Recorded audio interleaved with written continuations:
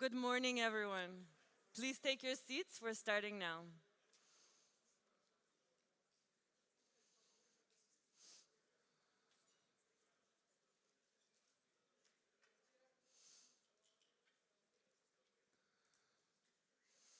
So welcome to the second day of the Macedonia2025 Summit.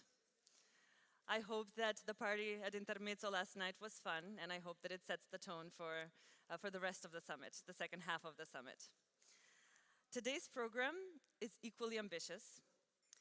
We're covering leadership under pressure, digital transformation, diaspora capital, innovation, and more. I'm just going to start with a few reminders. So please use Slido for Q&A sessions throughout the summit. For your meetings, room C is available on the first floor and District Terrace as well. And of course, Pine Events app for scheduling your meetings. And now, without further ado, I would like to introduce the first keynote of the day, and this keynote is going to frame the entire day. So I would like to welcome to the stage Mr. Ron Thomas, and the keynote is titled, "We're All in the Hot Seat, Architecting the Next Great Institution at the Intersection of Government, Business, and Education." Ron, the floor is yours.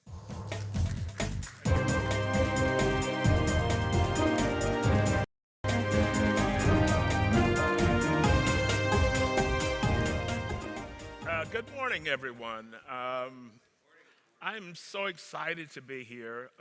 Yesterday was an enormous day. All the speakers were great, and all of the topics, for some reason, kind of intertwine into what we're going to be talking about for the next 20 minutes. And talking about how things are changing in society today, how things are changing in business today. We're at, or as I say here, we're in the hot seat. And the hot seat, what that means is that business, government, and careers. How many people here have kids in college? Show of hands. Okay.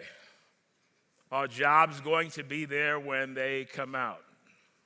Are they learning the skills they're going to need to make a career? What is the government doing? What are schools doing? I sit on a couple of boards, and I've had 2 board meetings in the past couple of weeks. And both of those meetings were geared around the future, which was talked about yesterday. AI is the major disruptor. Technology is disrupting. At one time, I'm going to date myself a little bit, when GPS first came out and you made the wrong turn, it says recalibrating. How many of you remember that? I know I'm not the only one. That's the way it is today. Careers, we're recalibrating what's going to be the next turn. How are we going to be as successful as our parents were? Or, from an educational perspective, are we creating talent, but there's no opportunity for them once they cross into that zone? Kids going to school. A friend of mine in New York told me that their tuition for the first year was $95,000. Imagine coming out of school and you're owing $120,000. So we're kind of at a crossroads, and this is what we're going to talk about over the next 17 minutes. Imagine driving to an intersection. Nobody has the red light, nobody has yellow light, nobody has green light. Everyone is trying to navigate. This is where we are today. This is reality today.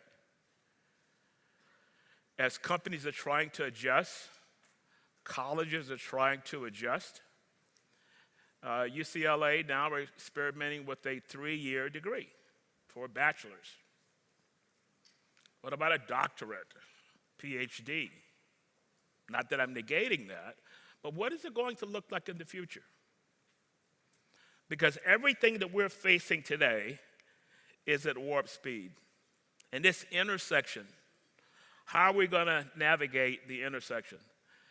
I did a small interview in one of the rooms around the corner before we started, and they asked this question: what do you see as the major connecting point? And I said, leaders.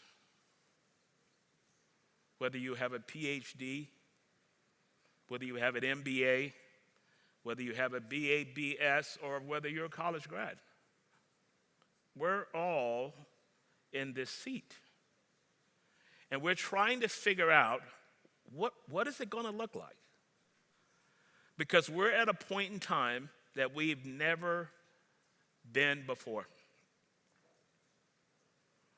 And when you look and read the papers in the morning, you see about this one lays off, this one lays off. And I have a few examples as to how that's working and not working, but could there be a better way? So if you think of the triangular approach, we have schools generating the talent.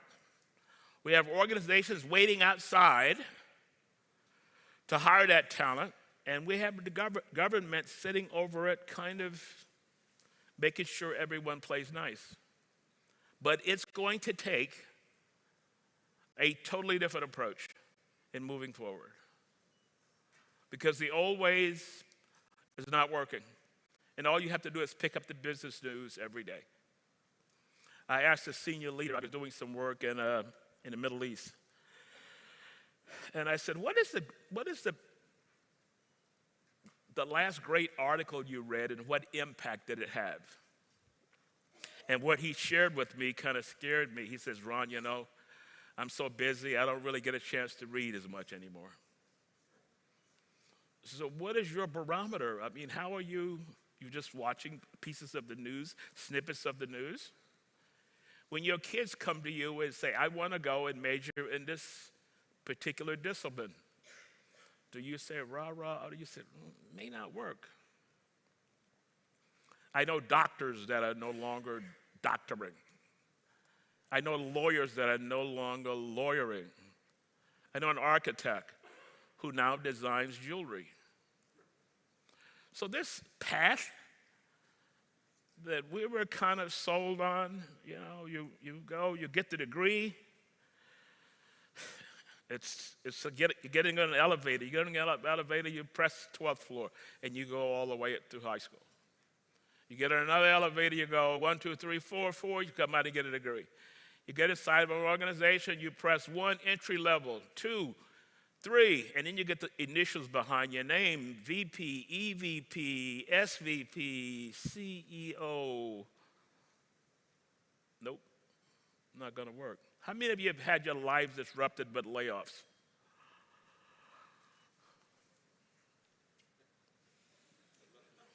I don't know whether to say, well, that's correct, or whether I say, I just don't want to put my hand up.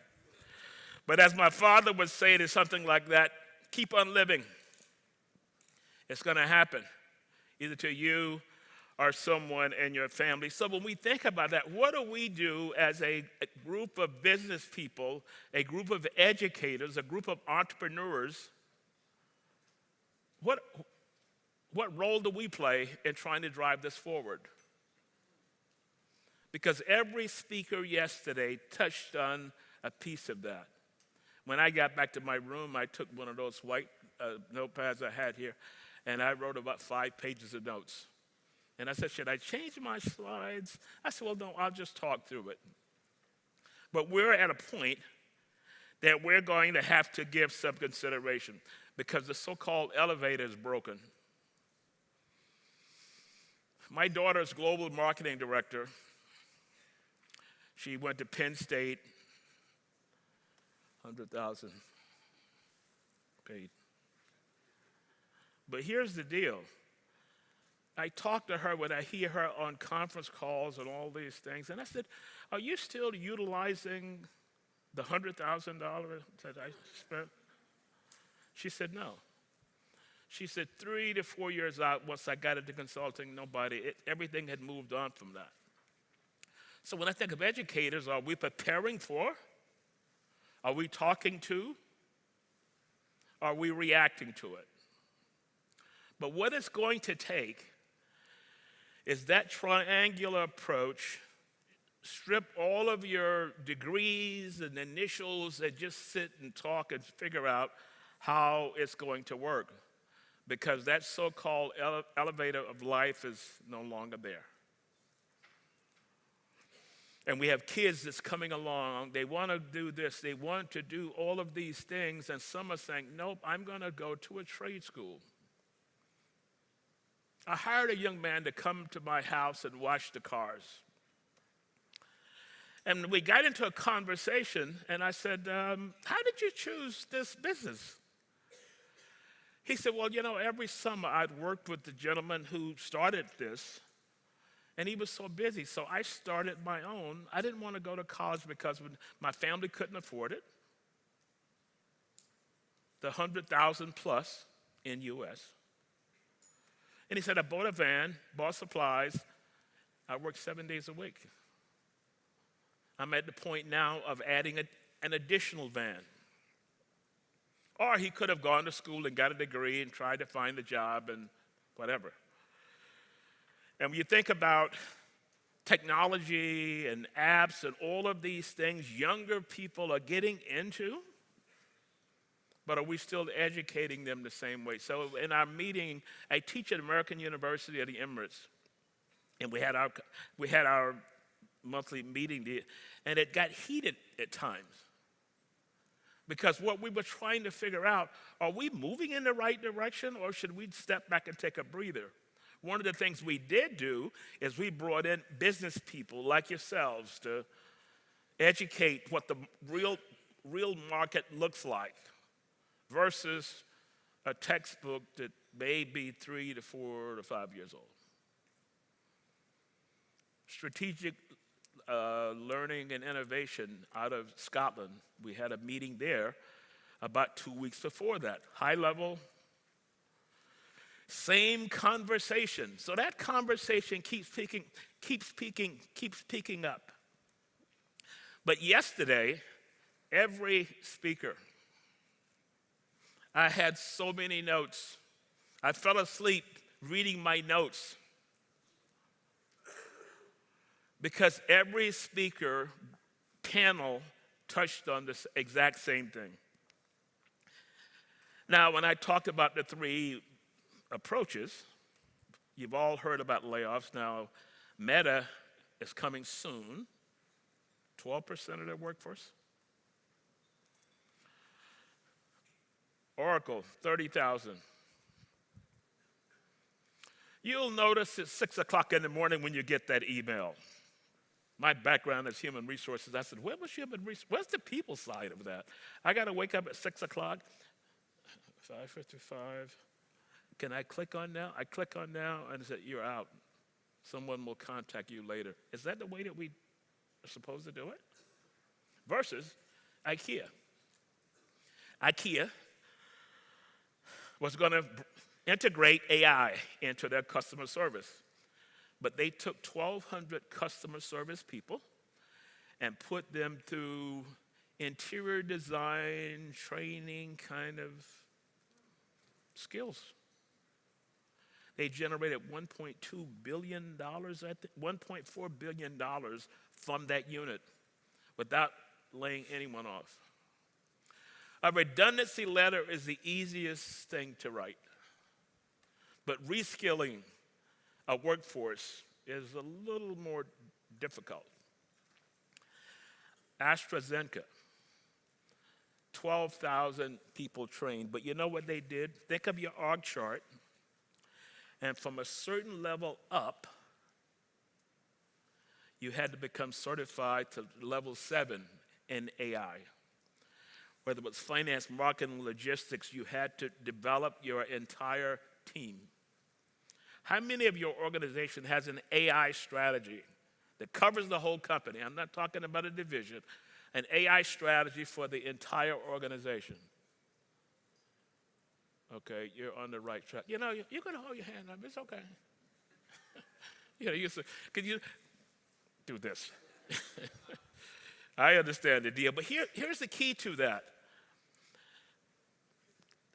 What AstraZeneca did and what IKEA did, a lot of other organizations are looking to do the same type thing. You can't ignore it. I gave a speech, and I asked the room how many, what is your AI strategy? They told everybody to try it. I said, that's not a strategy. That's just say, go turn it on and do what you have to do. But these are examples as to how this could work. The old way of doing it is not going to work in the future. And I don't care what level you are, how many initials you have your name, you have to study every day, 2-3 times a day. When I fly, which I fly almost every week, I have a packet of all my reading. Because I want to stay on top of things. I can't just ignore it and just keep going about my business the way that I've been going about my business. So when we think about the government's role, if they get laid off, specifically in the U.S., they got to come and get unemployment. That's another load that's going there.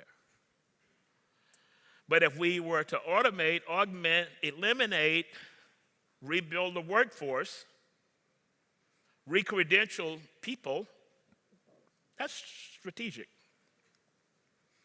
as opposed to just try it. And I was so impressed by the speakers yesterday, and I applaud you because I go to a lot of conferences, and sometimes I'm there on my phone, which I know some of you will do. It's okay. But the phone stayed on the side, and I just took notes. It was kind of like going to a class for free. And this is how we have to think. So when you think about the concept of we have 3 legs, one's to remove anyone, and it's all going to collapse. And we don't have a lot of time. So when you look at government, but employee benefits as a result of that. But what if all of those 3 got together in a room, shared all of the luggage, and just talk the way that we're doing here today? This could be a offshoot of the next level for the country. Because somebody's got to step out and start doing something, because your kids, your grandkids will be impacted. Or your kids will say, Dad, can you send some money over? I need a little more money to do this. I told my daughter, I said, you've got a degree, you're global, you still need money from me. I should be calling you, asking you for money. But again, this is where it's headed. So business, what are we talking about in our board meeting? In budget reviews? What is being talked about? Is AI or technology or whatever the major disruptor is in your space? What is being talked about? It's not going away. It is not going away. And all that means is that we have to take a step, create some working groups, start from scratch.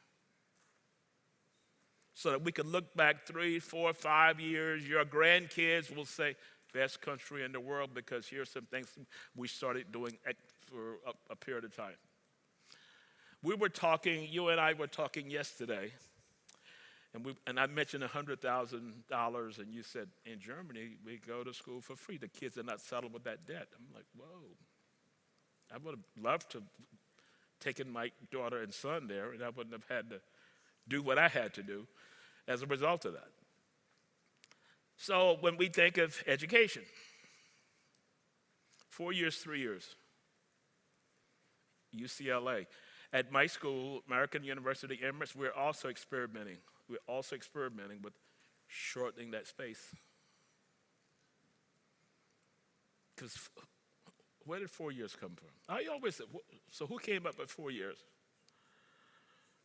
We just came up with that number and said, okay, 4 years, class, and you graduated and you got the degree. Well, the old style of getting the degree, you went to the elevator took you up, no more. and that MBA, and people say, well, I have an MBA, and I'm working on my DBA, and I'm like, okay, and what else is new? What else is new? And I don't mean to negate the importance of that, but what I'm talking about is that we have to rethink. We have to rethink. And this is why this session was so important. Because the next great institution is going to be a conglomerate of those three, which sets the direction of organizations, of schools, of young people trying to figure out degrees. And in the U.S., there's a propensity now to say, I'm going to go to a trade school. Lowe's, which is one of these building stores, they're investing $100 million for kids coming out of school to become carpenters, electricians, masons, all these kinds of things. Yeah, that's what they're doing. That's what one corporation is doing. So imagine if we were to get everyone together and were to work it in some kind of a plan and lay the groundwork. Our kids of the future will bow to us for making that move. So I just wanted to spend some time here talking through this, because when I heard the presentations yesterday, I have a tendency to let me tweak this. I said, I'm not tweaking anything. I'll just go and talk through from what we're talking about here. But it's here now. This so-called intersection is here. The next great institution will be brave enough to direct the traffic. And if we go back to that slide that showed red light, green light, yellow light, and trying to figure out how to navigate that, we, all of us, can create that intersection where everything flows the way that it should flow. And with that, my time's up. Thank you.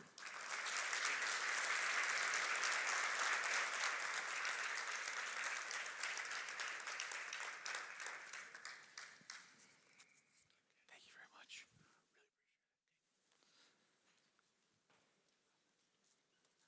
It's a great way to start our second day, and I got a lot of questions with my 3 kids now, so thank you for that, Ron. And my wife works for AstraZeneca, so I'll ask her some questions about their AI strategy later tonight. The question of leadership under pressure is not abstract. It plays out every day in boardrooms, cabinet offices, and corner offices around the world. Our next panel brings together 4 leaders who have faced these moments directly, who have had to make decisions with incomplete information, significant consequences, and full accountability. The session is titled Leading the Hot Seat, Decisions That Shape Economies. So please welcome to the stage Sasha Dimitrov and 3 of the panelists.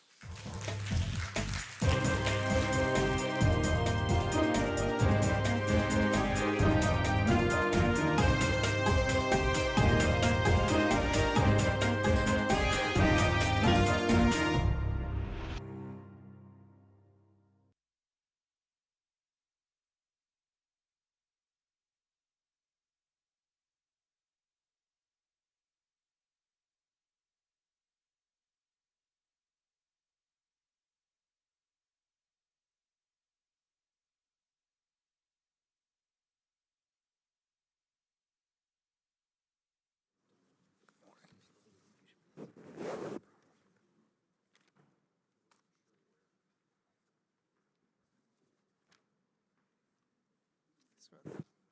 is respect because I am oldest.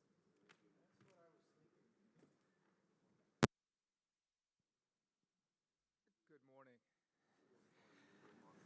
This is, in my view, one of the most important topics, because we talk about leadership theory a lot. You can get MBAs, you can go through training, you can have mentors, but the actual practice, theory aside, is critical. And in this room in particular, you have government officials, you have entrepreneurs, you have business people. This panel is unique to talk about it because we have 3 very different leaders. We have an entrepreneur, we have an ambassador, and we have a utilities executive. The risk you face, and I heard this phrase and I love, they say that diplomats navigate risk, that entrepreneurs embrace it, and the utility executives avoid it. And I think what's great about that is that I expect that your leadership styles are very different. and I'd like to talk about how they intersect and how they differ. So the format today is I'd like to ask each of you a couple of questions and then have a group discussion of a number of things. So we sat in random order, but Ambassador Hill, I'd like to start with you. Actually, let me start with the group. Question for all of you. Now, each of you have led organizations through real economic, political, competitive pressure. What differentiates a leader who actually gets the results versus someone who doesn't? Could I start? You start, you're closest. Thank you. Yesterday you decide to give us advice. You know, advice was we have to adopt ourselves faster, quicker, be more efficient, just to take risk in any stage. But I think for Macedonian and Macedonian leadership and entrepreneur in this country, we don't need this advice. Usually, I'm repeating all the time, when the poor guy is coming to the wealthy guy, is bringing present. And when wealthy guy going to the poor guy, is giving advice. And this is your advice. If you know Macedonia from 90s. In 90s, I was traveling with Boško Tonov. Boško Tonov was my consigliere, and he was the first guy who, in time of Tito in 70s, decided to make link between tourism and agriculture. And past time, he was in prison in Tito time. I take him like advisor, and we went to visit everything what he was doing in the past time in 70s. Coming back, we sit, and he said, tomorrow Yugoslavia will disappear. We have to change everything. And we changed everything. We were living with 6,000 percentage inflation, and living with 6,000 percentage inflation to survive, you know, for you is impossible. But we survived. We went in trouble with Kosovo War, Serbia attacked. We passed over the war inside civil war. Used to be, Robinson said, that is some gang making a problem on the border, and afterwards they transfer. Somebody transfers, some friend of mine and something like that. They transfer human rights. And everything what we receive, like advice, if I follow all of this advice, I cannot succeed. But my life was all the time changes, adopting. Right now we have in this 26, adopting ourselves climate changing. We went in ESG. Who is going in ESG? Company from Macedonia, from agriculture to going in ESG. We went in ESG. We are between 40 members in International Wine Climate International Organization for Climate Action, and we have 40 wineries. We started changing everything. What means be adaptable in every moment, and I was changing myself more than any chameleon in the world, and we succeed, you know. To succeed in this type of country, you have to know your people, to understand who we are, Macedonian multicultural society. And Mazover write down about the Balkans. Balkans, they didn't receive religion in their brain. The religion was just on the face of the brain. Celebration and the value of the religion, this philosophy we didn't receive. How to work with these people and how to understand these people, how to change these people. We are talking about today artificial intelligence. We have to, in my life, First of all, we in 90s, we were in group adopting ourselves for IT, digital, automatization, etc., etc. We were working in group. Right now, I am with young people. They are working in artificial intelligence, how to change ourselves. That means life is very, very heavy to live and to work in this area, especially working in country where the financing is very, very, very problematic. We have lack of financing all the time. And yesterday I was following the Prime Minister, and he said the tolerance is very low. This is true. It's very low in poverty, and we have to increase the standard and to be more tolerant. And how to reach this tolerance and living in tolerance, to work in some idea about Macedonia and building some idea for Macedonia with vision to go together, because we receive democracy, and democracy is very problematic for this type of country. We are not in development, we are not developed country, and receiving democracy, everybody, and you understand in democracy in the world right now, when the crisis is coming, all the time it's coming problematic situation, live together. The last election in European Parliament showed this situation that Sweden needs change, start to be more radical. Denmark is xenophobic. Germany is dividing and changes in everything. What we expect from Macedonia? It's an interesting perspective. I've heard a number of things that you said: adapting to change, understanding your people, understanding the different characteristics of what's expected in the economy. I'm curious to ask Ambassador Hill the same question. Starting with that framework, in your diplomatic experience, what do leaders do that actually make a difference versus those who just do their job? Very good question, and I will reserve the diplomatic prerogative of never actually answering the question, but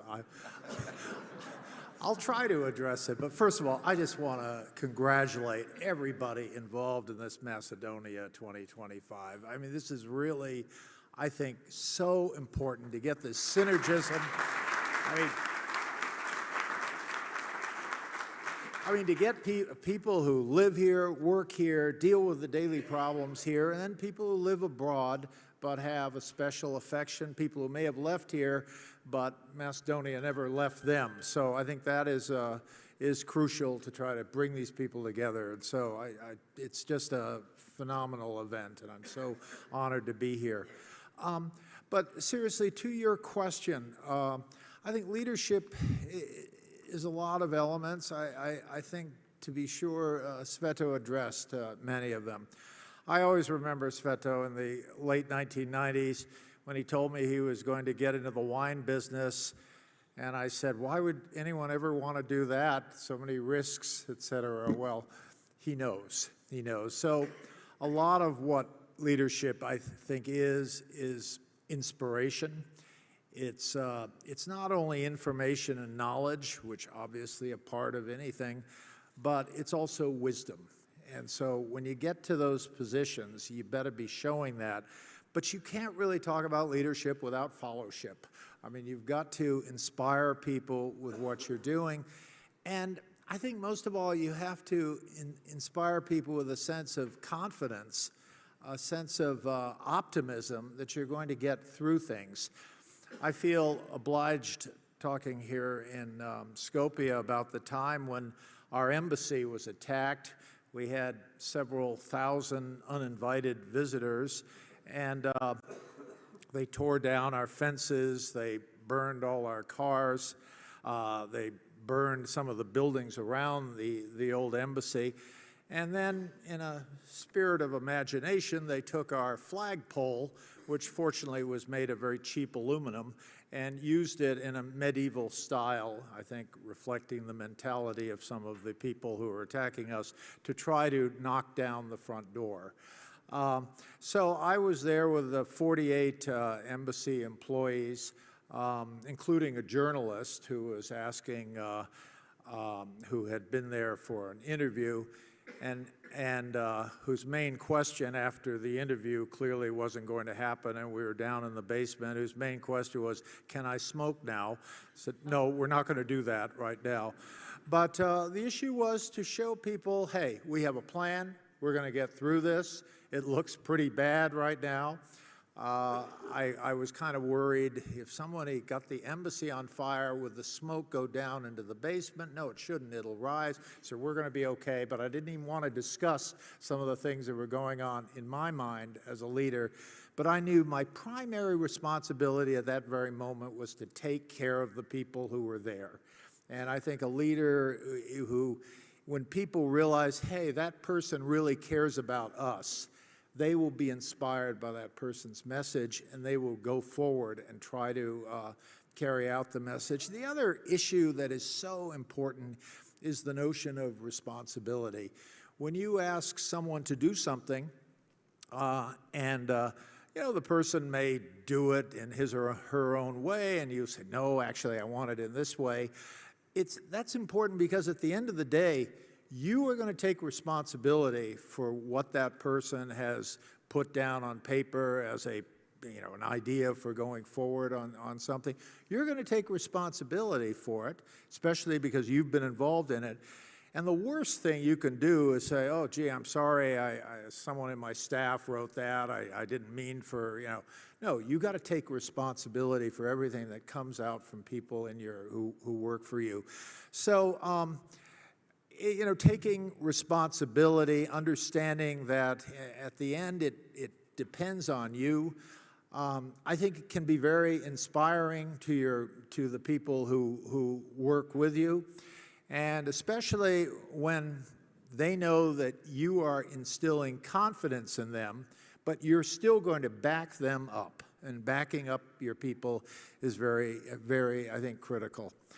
I think I'd be remiss in mentioning that we've got a lot of problems in the State Department right now. We have some 85 embassies without ambassadors. And to me, that's unacceptable. It's utterly unacceptable. But to people who have been thrust into leadership positions in those 85 embassies, they may not have the title of ambassador, but they have the responsibilities. This is an opportunity for them to understand that they have people who look to them to get them through this. And so leadership, you may not have chosen it, you may not have wanted to be the leader, but you're stuck with it, and you have to do it and do it right and show so much respect for the people who are following you, trying to believe in you. Show that respect to them and lead them through difficult times. The word confidence is really interesting because people think of confidence as the leader having confidence in themselves. But what I don't think they realize is your confidence has to make people feel comfortable, that you're in control, that there is a plan, you're taking responsibility. And so that confidence isn't internal. It's the confidence you inspire in other people from your brand of leadership. I think it's an outstanding point.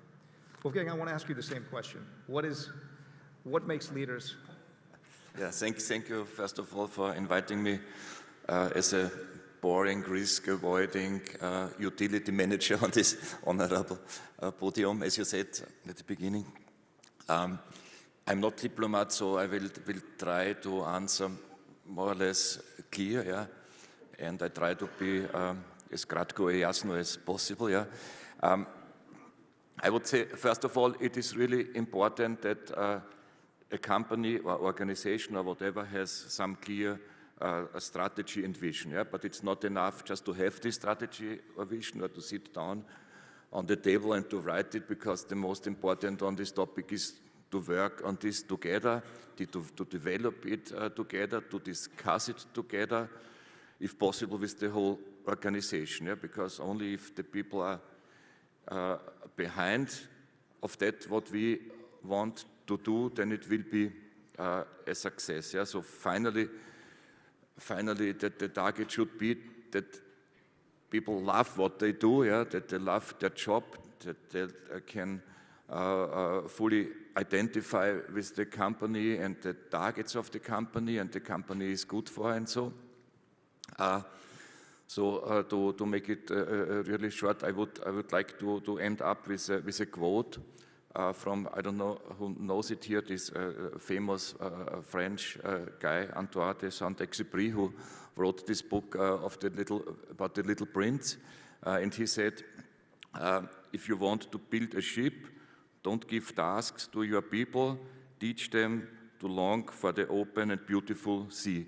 So more or less with this quote, I would like to end, because if employees love what they do, if they love their company, their job, they will perform, and they will even better perform than if they don't have this big vision and target. Let me change the format a little bit. I want to ask each of you an individual question, and then I'd like to have a conversation about several questions. And I want to start with Ambassador Hill. I looked at your biography before this, and I noticed some very interesting things. You've negotiated in some of the most complex geopolitical environments. You were the senior U.S. negotiator to end North Korea's nuclear weapons program. You led the State Department negotiations in the process that ended the war in Bosnia.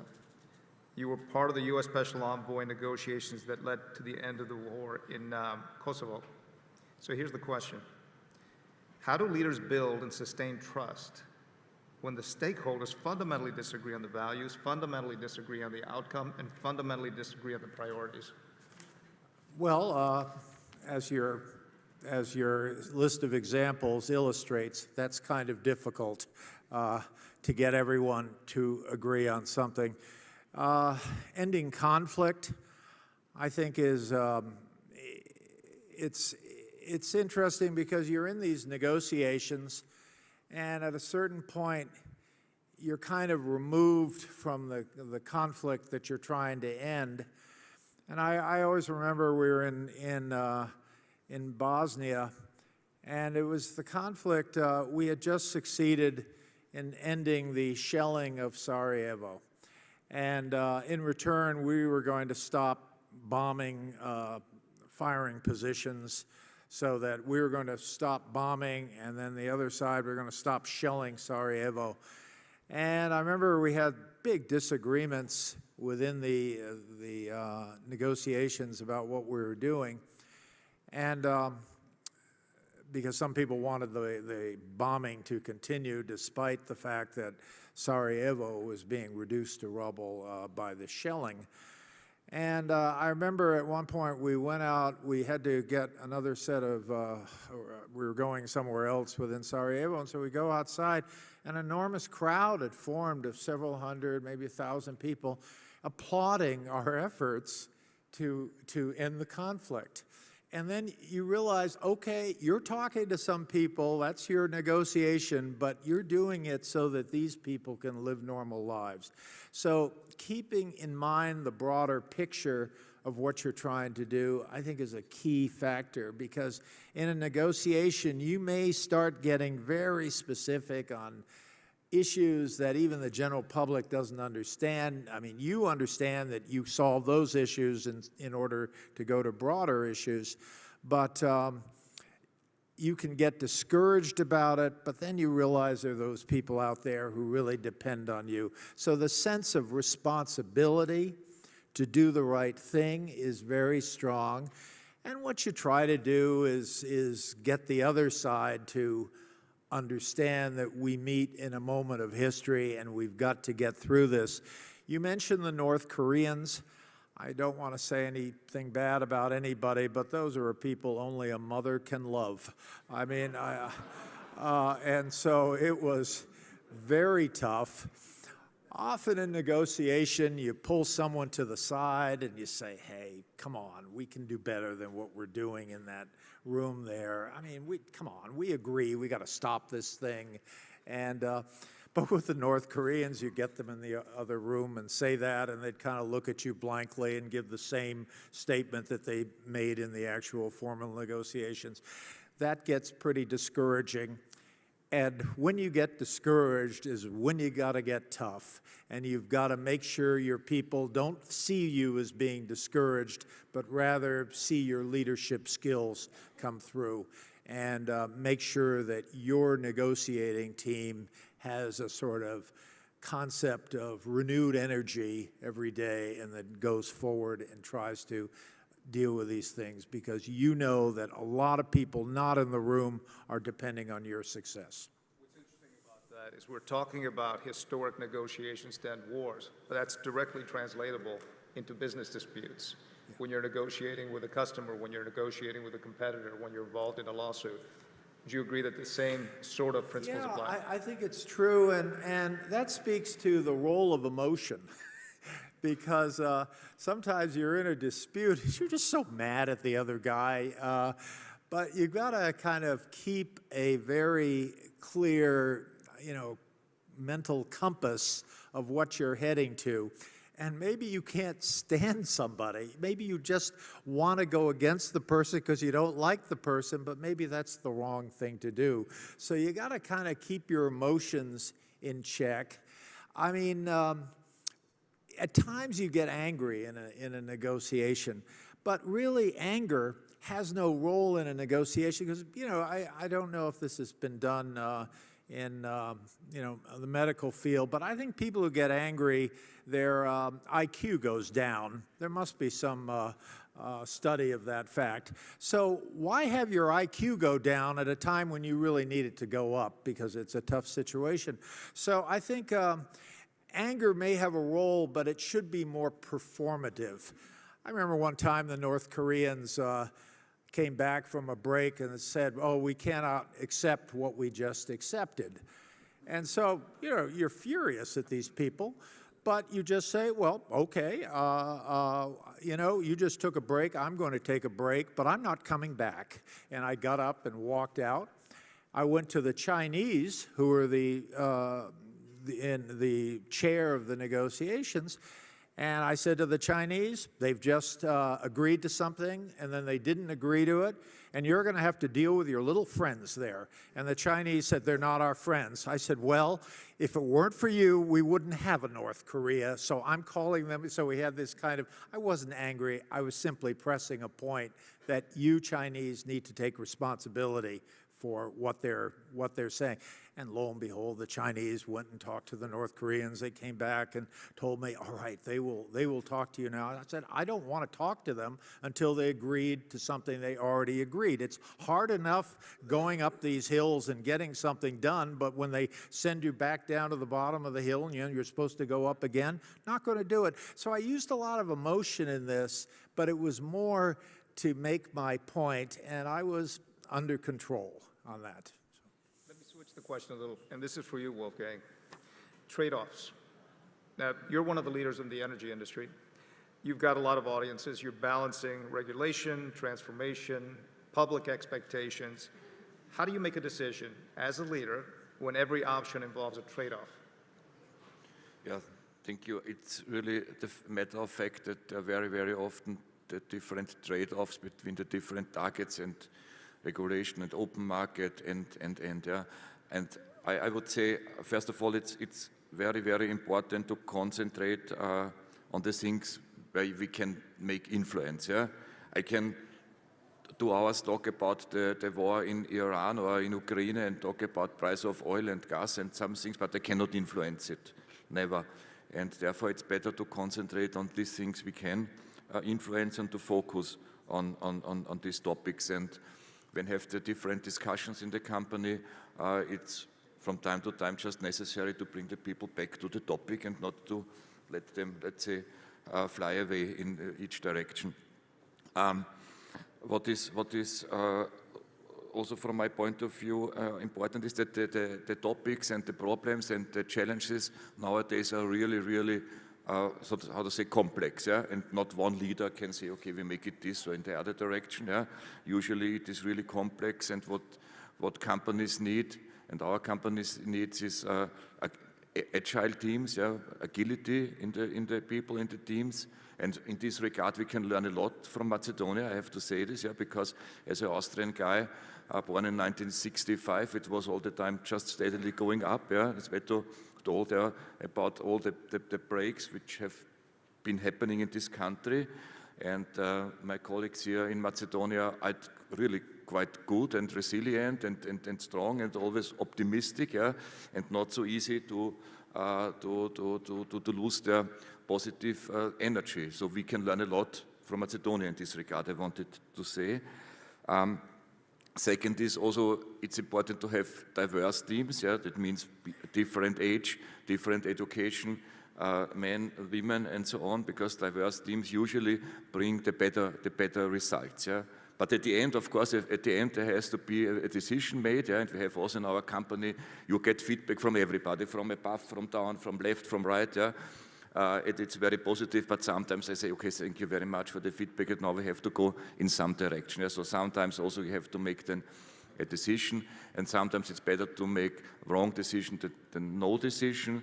So this is, and it's therefore important, because we're talking about leadership, finally to stay authentic. Yeah? If you're not authentic, nobody will follow you, nobody will believe you, nobody will trust in you. This would be my answer on this question. Very good. Sveto, I have two questions for you. Two questions. Two. One is business and one is personal. The business question. So your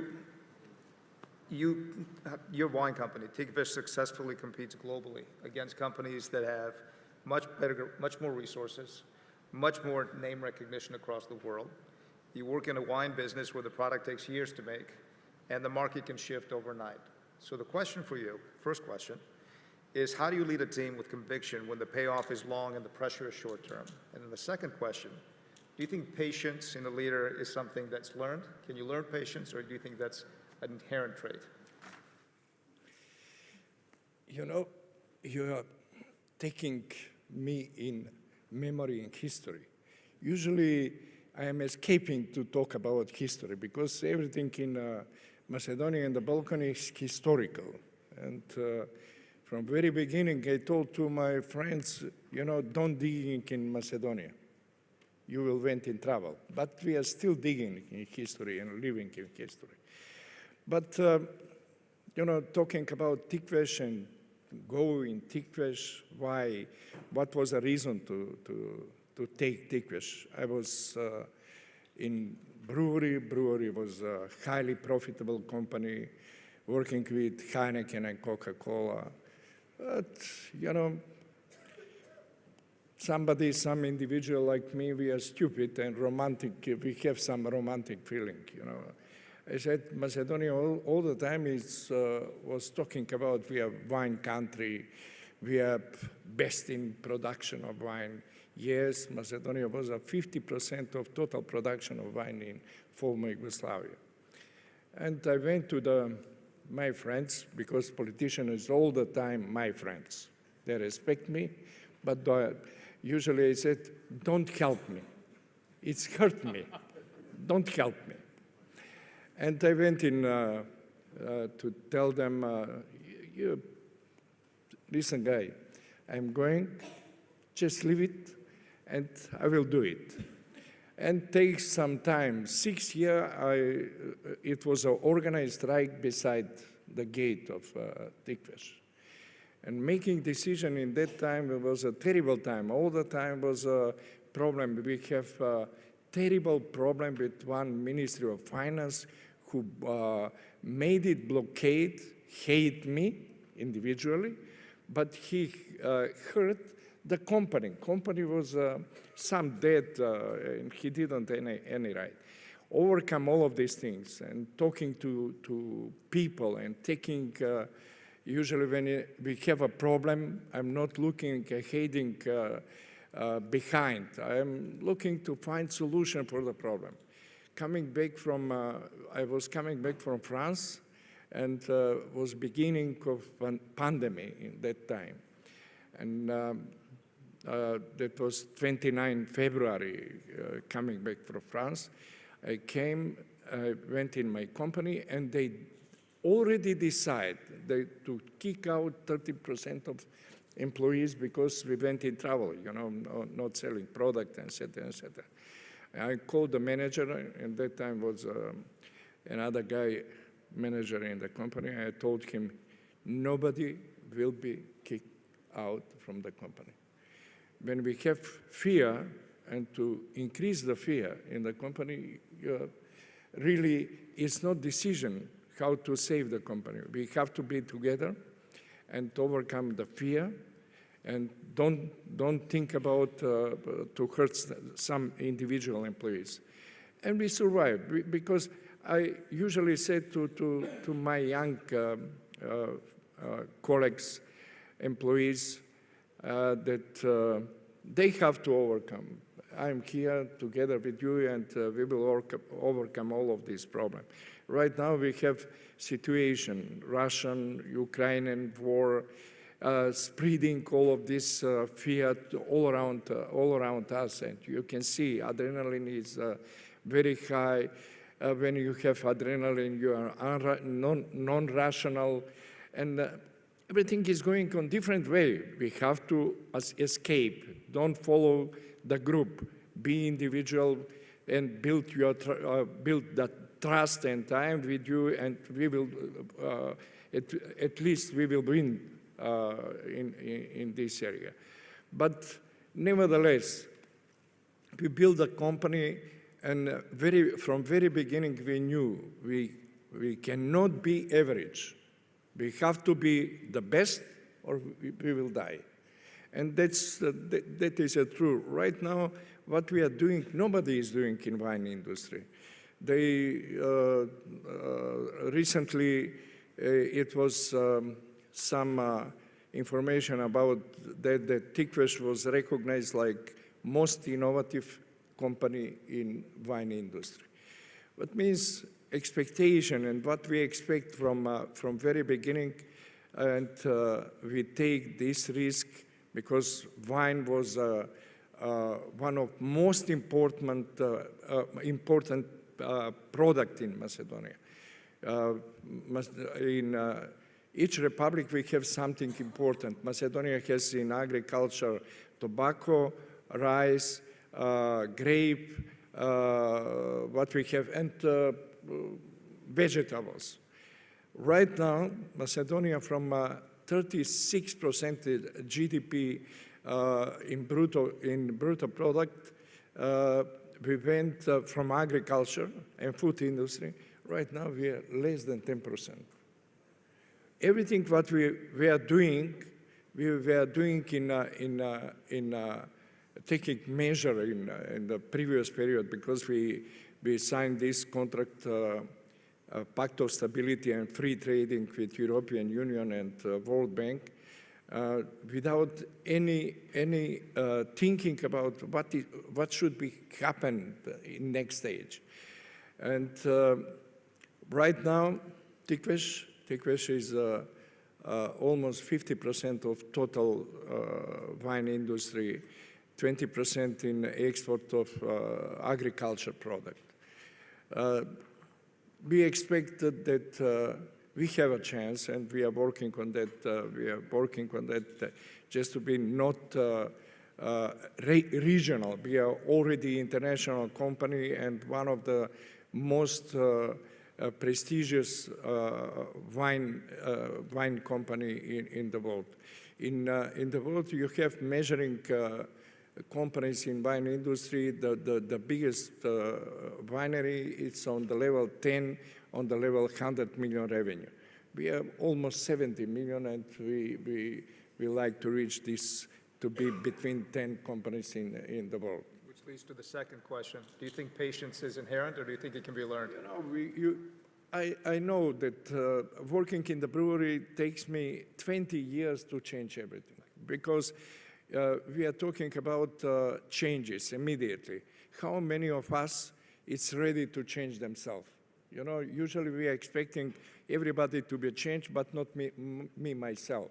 And this is the main. If the leadership likes to change something, he must change first of all, and to show the example, because the principle between my people here in Macedonia is they are following the leader. And we used to be living in this organization, in socialist organization, following the leader. When I was in the brewery, I was the first in the company.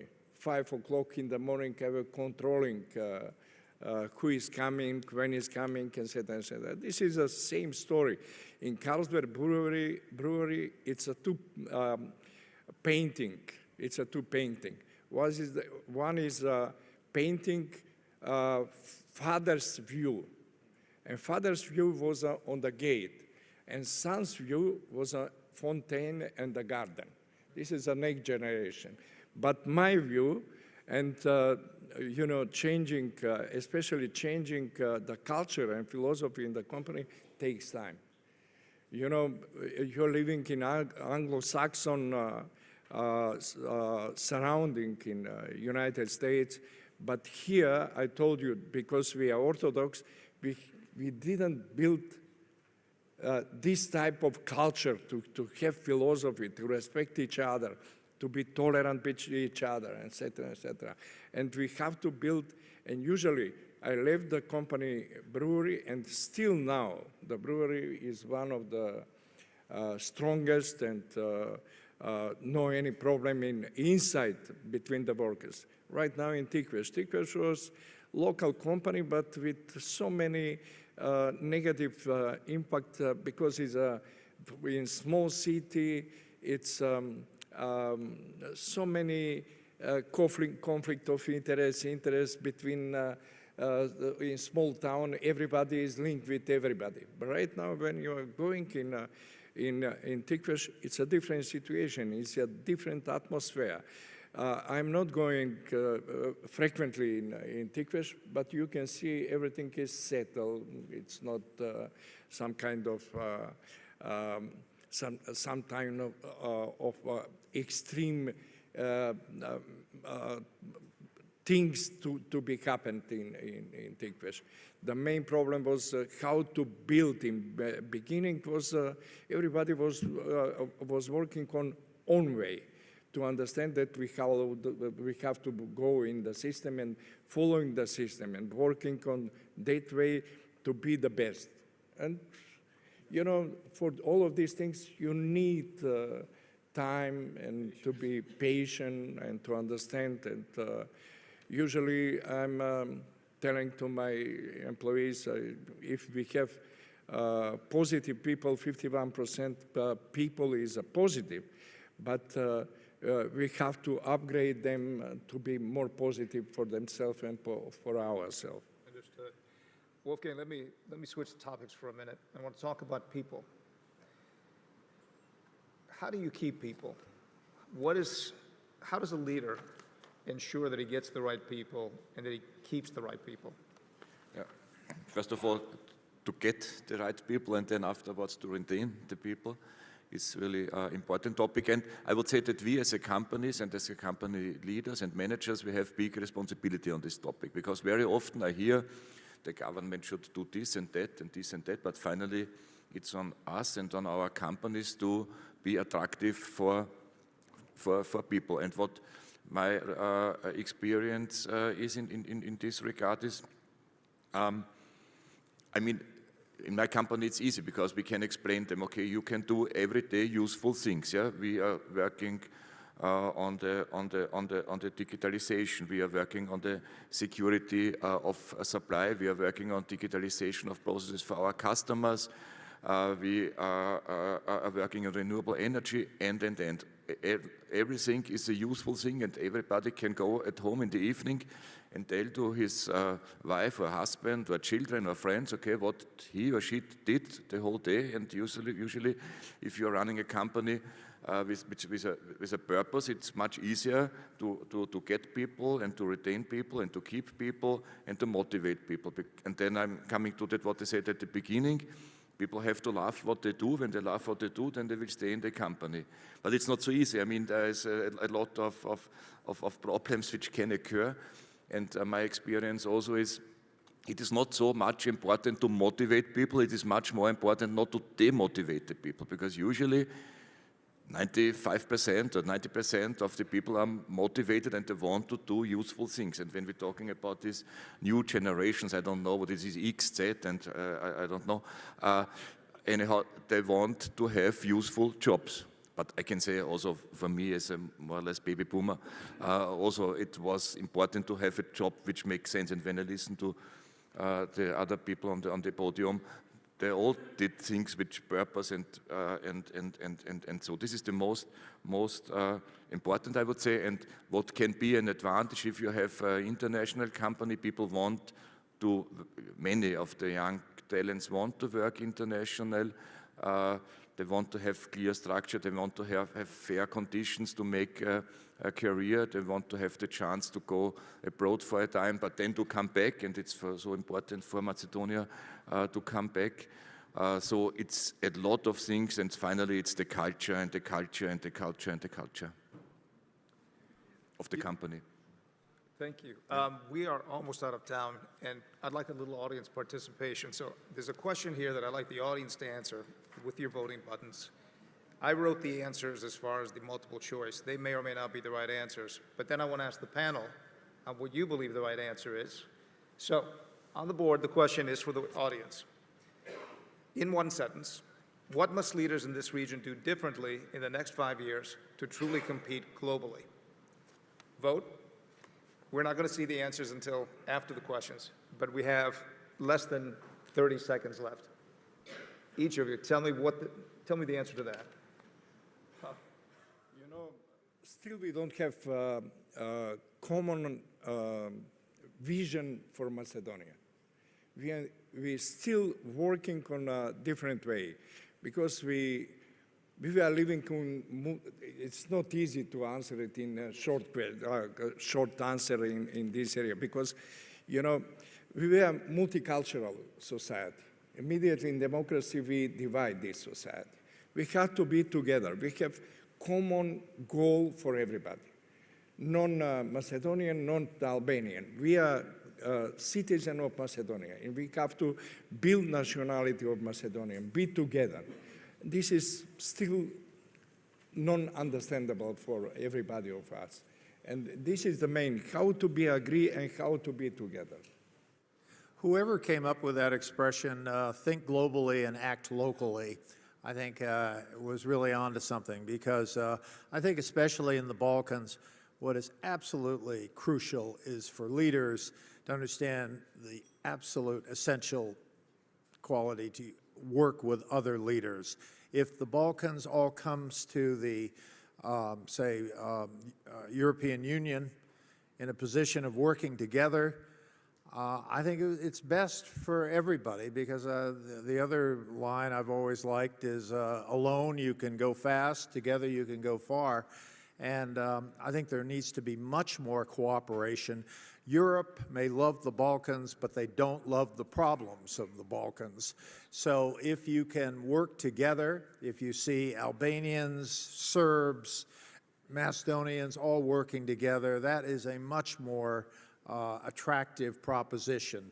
And I think this is true in markets. To think of this as one big market is the way to go. And I hope the Europeans, the other Europeans, that is the Europeans that are in the European Union, and by the way, Europe is a term that embraces all these countries as well. This is not a phenomenon of, I mean, there's no intellectual property right that European Union can have exclusive rights to the term Europe. So I think if the Balkans work together, cooperates, they'll go much further. Wolfgang, we're out of time, but I'd like to hear your answer. I will be in 30 seconds ready. I will answer this question as a citizen of European Union, and I love the European Union.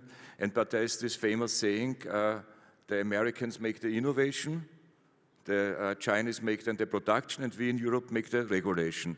And this is not what makes us, and this is really not what makes us strong. We have to come back on the track, to see industry positive, to see to see innovation positive, yeah, to see artificial intelligence positive, to see in all the new things what we can see in the world a chance and not always a risk, yeah, and not to write thousands of papers about the supply chain and such things, yeah.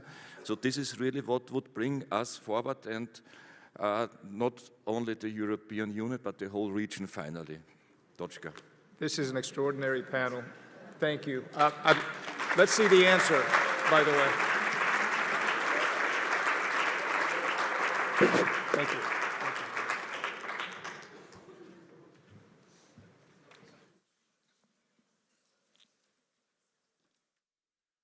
Really appreciate it. That was fantastic. Thank you so much. I think it's a good sign when everybody's engaged with the panelists. We'd like them to go longer, but we've got more fantastic panelists to come. We'll shift the perspective from that to our next keynote, entitled Peak Performance, What Elite Athletes Teach Us About Leadership and Recovery, with Dr. Tony Galea, one of the world's leading sports medicine physicians, and Macedonia2025 board member, Jolie Vojnovic.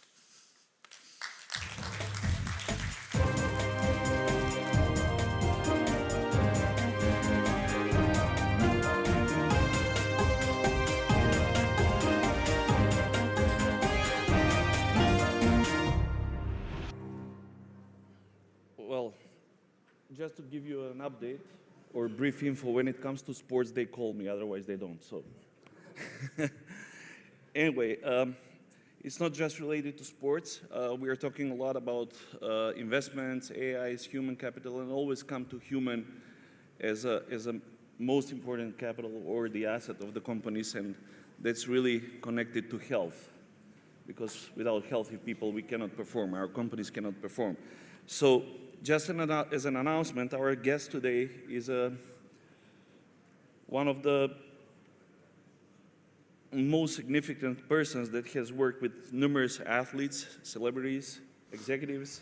Has been worked with world-class athletes, helping them achieve extraordinary results, such as Tiger Woods, Donovan Bailey, A-Rod, and a lot of others, as I have read. And today's conversation is going to be somewhere to draw the line between sports and business. I strongly believe that there is a strong connection. It's the same game, just a different playground. You're looking for results, you're fighting for results, you're working hard, you have internal, external competition. It's same as, I would say, in basketball, on a basketball court, and in business environment, in boardrooms and marketplace. So if you agree with that, Dr. Galea, can you help us understand the elite minds of both athletes and, let's say, top CEOs, executives, and Sure.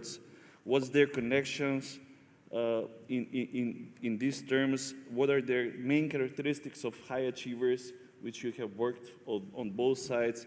What separates average from extraordinary, and should CEOs, entrepreneurs start treating themselves as an elite athlete?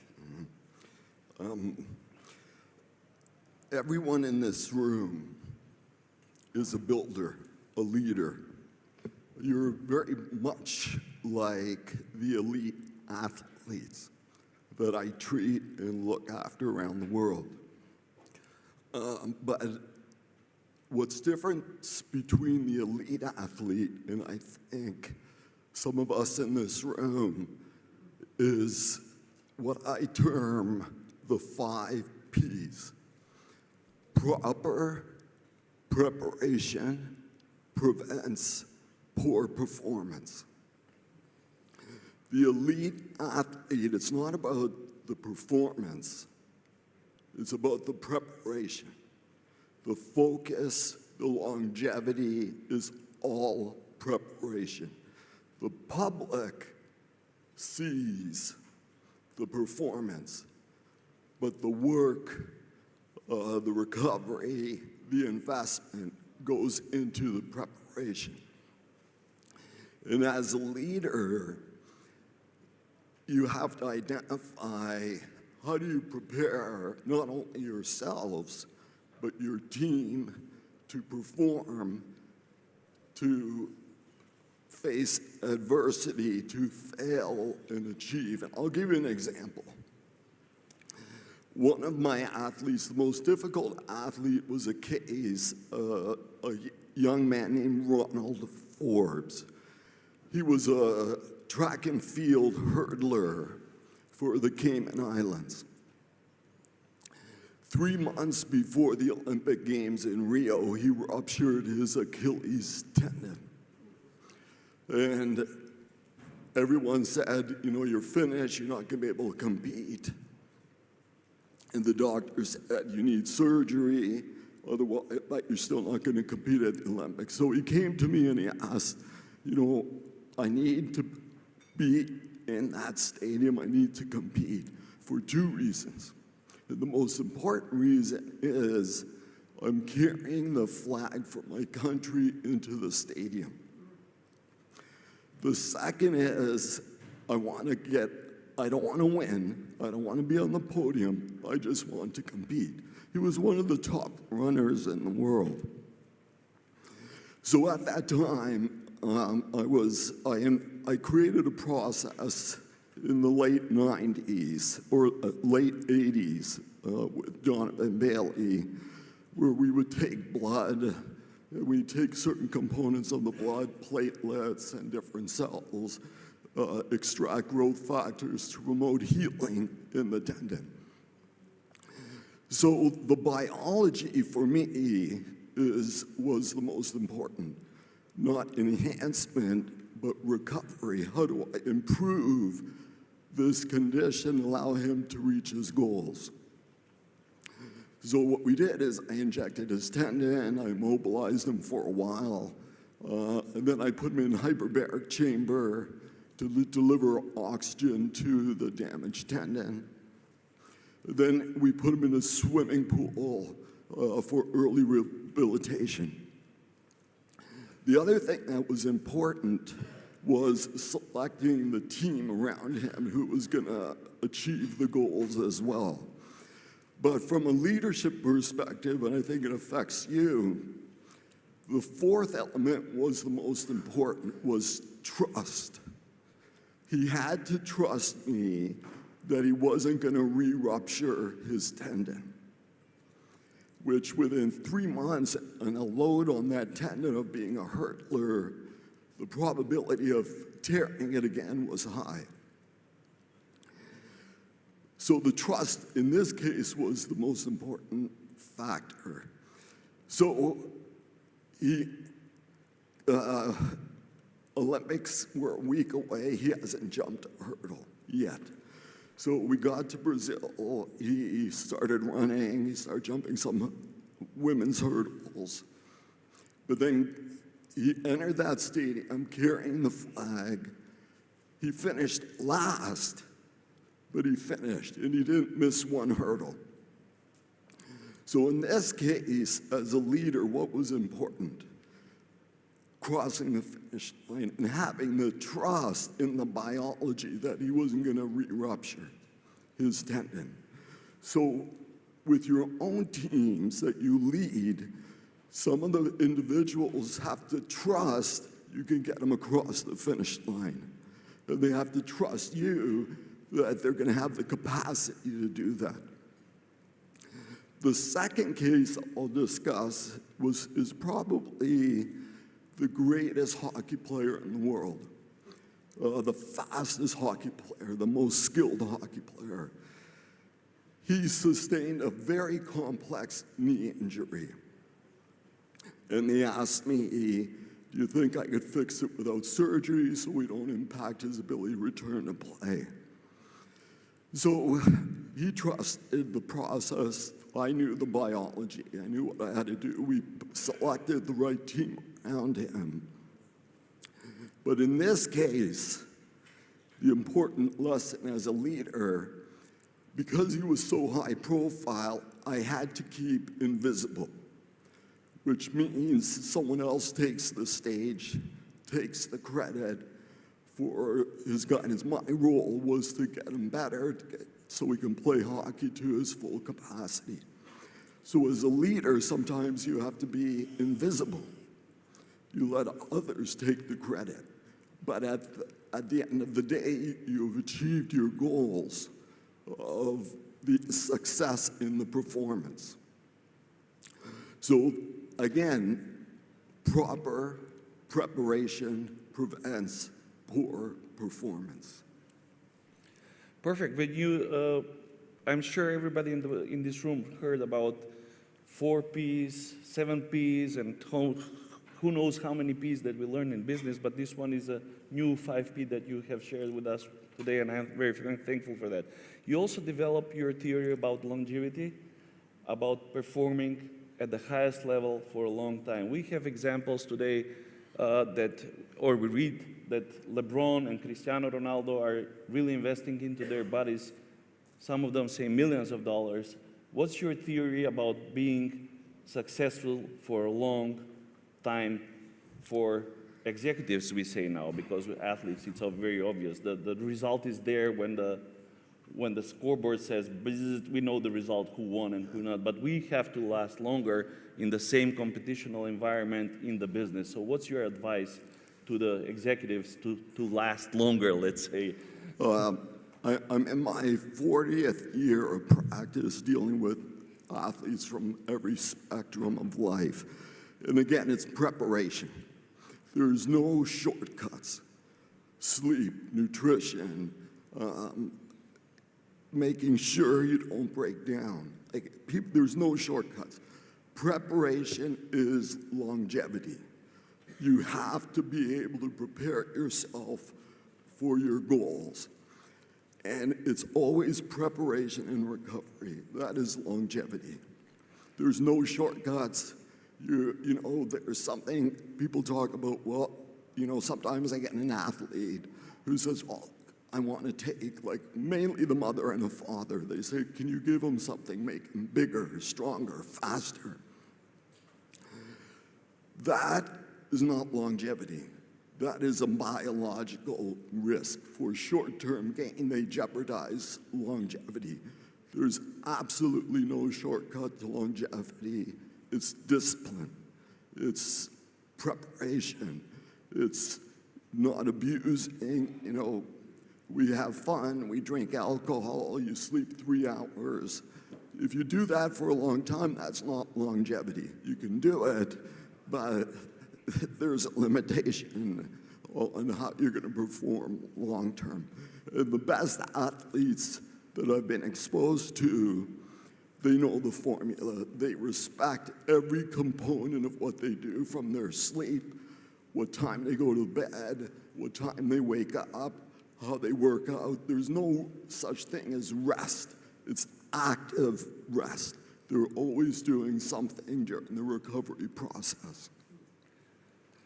Probably I'm not a good example for that, because barely this chair fits me, but anyway, I take your advice for sure and for true. On the other hand, we talk about future on this summit a lot, and we talk about different AIs, AI agents, different tools that are helping organizations grow, people grow, and everything. Where do you see, as a doctor, the future, especially with this development with the athletes? Is, like, we have a common saying in Macedonia, like, oh, I don't go to doctor, I just now chat GPT. So do you think that that will come with the athletes as well? Will you lose the human bonding with the athletes? And where do you see the future development in 10 years? 20 years ago, I got injury. I was almost out of my career. I broke my ankle. Luckily, I was at the Bulls camp. Tim Grover fixed it, and it was okay. But nowadays, our 73 years old mother-in-law, she had a knee replacement. In 2 months, she's like Forrest Gump. We can't stop her. So there is a big development in these 20 years. Where do you see the future development in athletes' recovery, which we can connect to the executives? Well, I'm very excited about AI. I think once we go from binary computing and get into quantum and merge that with AI, I'm extremely excited, because now we get into personalized care. What do I mean? If you need surgery, we could be able to 3D print a meniscus. We could regenerate cartilage, individual customized regeneration of certain, why do people get arthritis? Well, they get arthritis because they had a sports injury. Unfortunately, they get a little bit of the meniscus taken out, and now you get arthritis. But in the future, we'll be able to reprint a new meniscus that we could re-implant to allow you to play. So I'm excited about AI, the diagnostic capacity, MRI imaging. I think we'll get information faster and more customized. In sports, as in business, losing a game is part of the game. So losses, defeats is something that is inevitable in sports and business. And it leads to, again, one of your favorite topics or your special thing about the recovery, which, what is your advice to athletes, executives, celebrities during their downfalls, which are coming? We know that Tiger Woods had a breakdown and a stop in his career. We have heard a lot about athletes being burned out, and the burnout is very, very popular nowadays with the executives, either as a real burnout or as an excuse just not to work. But anyway, what is your advice how to overcome these difficult situations, these defeats, and what is your perspective on it? Well, my perspective on burnout is that you haven't created a plan. You haven't created a system or the architecture for your preparation. You're not prepared. There's no such thing as burnout if you're prepared. Burnout means you exhaust yourself unnecessarily without the restoration or recovery phase.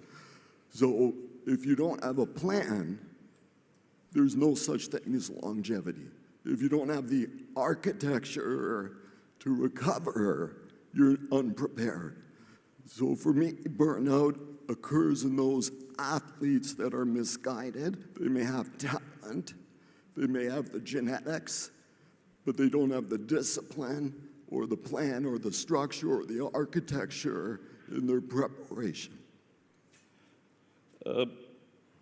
Nikita told me, and Galena reminded that we are not allowed to go into overtime. So can we just agree on one enhancement which we had last night? Would you agree that Rakia is a good enhancement for good party, or? Slivovica? Zolta. I don't know. I have to study it a little more. We will study it tonight again. So, ladies and gentlemen, we heard a great theory of five P's. That is something that we learned today. I would just like to, as in sports and in business and also in this event, there are people that are in the background that are making these things possible as doctors and as our volunteers and people for Macedonia 2025 office, including the applause for Dr. Galea. I would like to also appreciate their work that making all these things possible and making this summit a great event once again, reaching the limits every year more and more. Thank you, Dr. Galea, and thank all our staff for making it possible.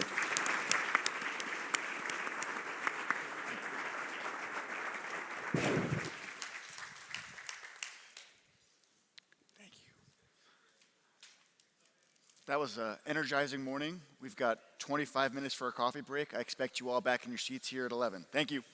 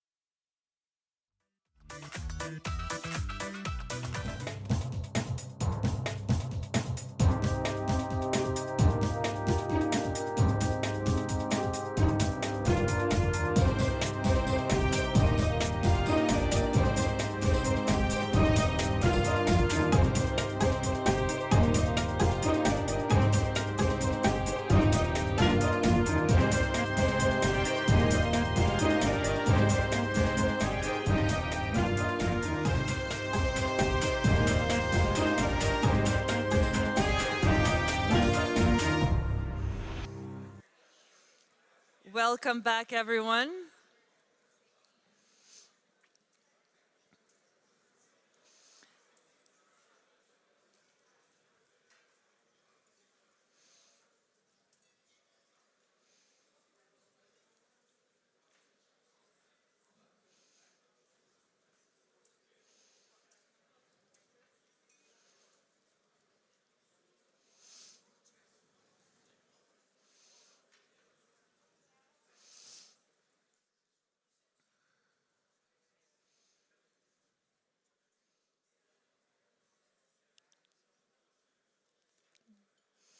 Welcome back. Our next speaker is the Future of Work and AI Workforce Advisor and the co-founder of No Other Choice, an organization dedicated to redefining how we think about work and capability. The session is titled, Nobody's Talent Short, Everyone is Judgment Poor. Please welcome Daisy Ilaria.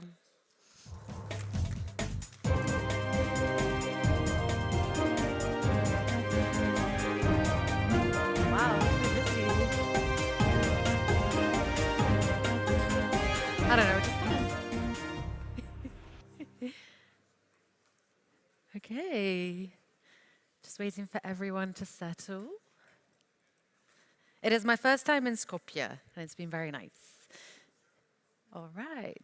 And I've changed my hair color since then. All right. So, nobody's talent short, and everyone is judgment poor. So,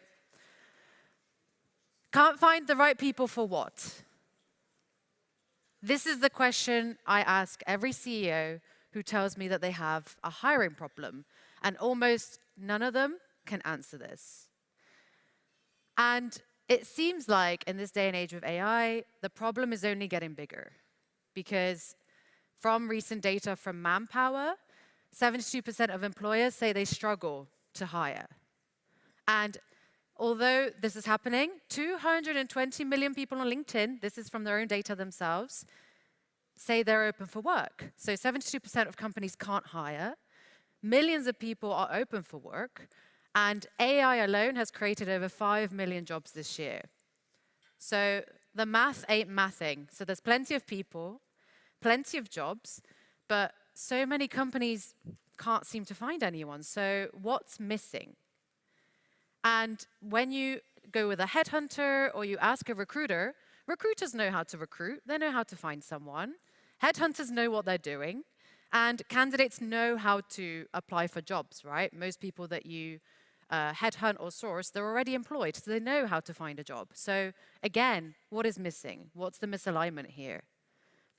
So it's not the people. It's not the jobs. I think it's the foundation. I think it's the brief, the beginning. Because, let's face it, in this AI kind of wave, managers are very busy. They're drowning, they're trying to raise capital, they're trying to get business. So managers are too busy to know what they're looking for in the first place. So hiring without a proper brief is literally like if you go to a restaurant and you have no idea what you want to eat. Because the kitchen has food. You go to the restaurant, the kitchen has food. The waiter is right there to take your order. But if you haven't decided what you want to eat, then nothing happens, right? So I forgot to introduce myself. I'm Daisy Ilaria. I came all the way from Amsterdam. I've been recruiting for big companies like these ones and also tiny startups with 4 or 5 people for the last 11 years, which makes me sound very old.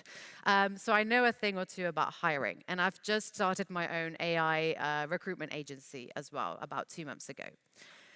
So this is what I want to reiterate and what I see with people that I work with and have worked with for the last 11 years, that nobody in this room, so if you're a founder or you're a hiring manager, you're not short on talent. I think you're short on judgment. And let me show you what I mean. So I work with a lot of clients, and around a month ago, this was in Amsterdam, I was speaking with a manager, and he was like, Daisy, I need a head of growth ASAP, and I've had this open position on LinkedIn for weeks. There's no traction, no one is applying, the market is empty. And I'm thinking, okay, is it empty? So I asked him a question. What does the head of growth do on a day-to-day? And he literally couldn't tell me. Even though there was a job description, even though there was an advert, he literally couldn't tell me what this person did on a day-to-day basis. So is the market empty, or is the role itself, is the brief empty? Because what instead of saying we just can't find the right people, we just come to terms with the fact that I just haven't made up my mind about what I actually need in my business or in my team, right? So what do we actually need, and what is good judgment? I believe, after all this time and working with clients, that good judgment are three things, essentially. So number one, knowing your team. So a lot of people think they know their team, but like I said, managers and founders are very busy. They're always like traveling, they're always, speaking with investors, meetings back to back. So have you actually sat with your team? Do you actually understand what's happening and where the gaps are in the team? So know your team, know the foundation. Number two, know the gap. So read in between the lines. What's your team struggling with? What is everyone complaining about in the meetings every week? What is the gap, the skill set gap, right? So know your gap, and then know the next chapter. So don't just follow what your competition or what other unicorns are doing. Don't just guess what you're doing in the next 18 months. Actually understand what is your trajectory, what you're trying to do with your business, what you're trying to achieve. If you know these three things, you will have a really solid foundation on what brief to create with in the first place. So it's just three things. It's very, very simple, but a lot of the managers I work with skip all three. And essentially they blame externally, right? And say, it's the market. There's no one available. There's no one that can do this job.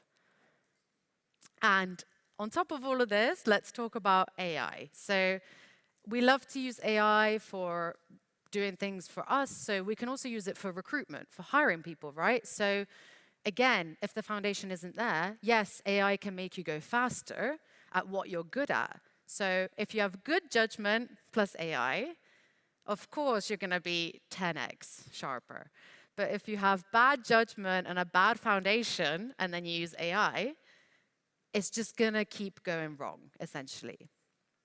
And as we all know, tools used to be very expensive, and it used to take a long time to go through procurement and onboard it, etc. And it used to cost sometimes around 10K a month. But now with Claude, ChatGPT, Lovable, everything, it costs even less than €100 or $100 a month. And tools are no longer an issue in this equation. I believe the most expensive thing right now is human taste and human judgment. AI at Work is a sponsor, I believe, for today. And they brought me here today because I'm one of their instructors. And I've noticed, I say the same things in their workshops. That the tools are out there and they're not the problem. You are the user. I put tonight, but it's today. Today, ask yourselves one question. Do I actually know what I'm hiring for? Really? We say that there's no one in the market, there's no one available, but if we really think about the basics, do I know and understand what I'm hiring for in the first place? If yes, you can use AI and you can go faster, and AI is your friend. If no, I urge you to stop and get clear first. And you know what? I believe that judgment, yes, it's human, but it's not a talent. We all have it. And we can also be trained to have better taste and better judgment. So stop blaming the market. And again, I urge everyone to just work on yourself and understand how to work amicably with AI and get better judgment on your hiring decisions. Okay, my talk was very fast. I thought it was going to be, I was going to speak much slower. But yeah, I'm here on behalf of AI at Work. And I don't know if I can take questions or something, but I'm done. Thank you. Please scan the QR code.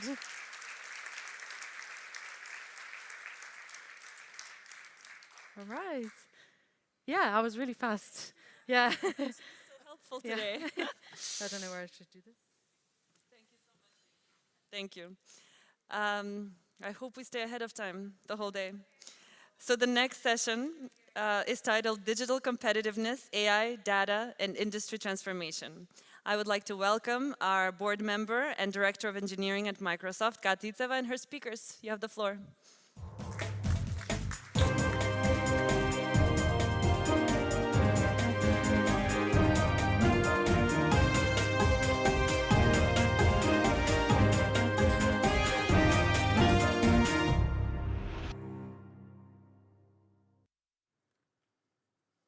Okay, I think we're all good. So at this point, it's probably impossible to have a conference where we don't talk about AI. And you've probably noticed already, like in the previous sessions, AI was mentioned multiple times. So we're doing our part as well. We're dedicating this entire session at AI. But being more honest, like over the 12 months, something has really fundamentally changed. And I think we have all seen that acceleration. So it's no longer a question, does AI matter? And I'm sure like all of you in the audience are not thinking, hey, what is AI? You're thinking, can I get a real competitive advantage by using AI? I'm Kati Itseva, as I was introduced. So my teams and I built AI and real-time intelligence at Microsoft. And we help build the Microsoft Fabric platform, which enables organizations to move from insights to AI-driven action. And I want to quickly introduce my panel as well. So here next to me, I have Wojdan Karapetkovski, who brings 15 years of experience working with global brands on digital growth and performance, which gives him firsthand insight into where AI actually drives revenue and creates real business value. And next to him, we have Thomas Lauko, who leads transformation across 14 markets, bringing perspective on what it takes to really scale AI across organizations and regions. And we have Martin Mars, who builds AI-driven products in fintech, where trust, regulation, and real customer value really matter. Yeah, I think before you continue, you don't forget the last seat. Who's sitting there? AI is sitting there. Okay, so that's the AI seat there. We have AI on stage as well. That's amazing. But okay, so before we dive in, we want to get a pulse from the audience.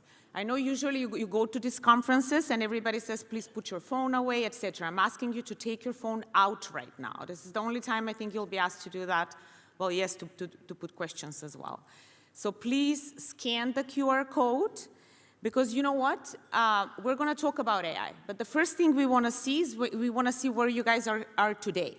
Like, are you using AI today? How are you using it?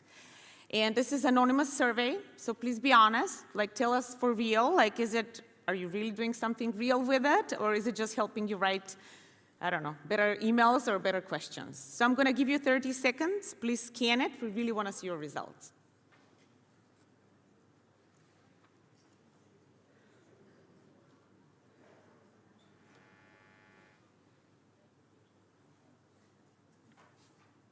I see it here. I can see the results, but I don't think others can.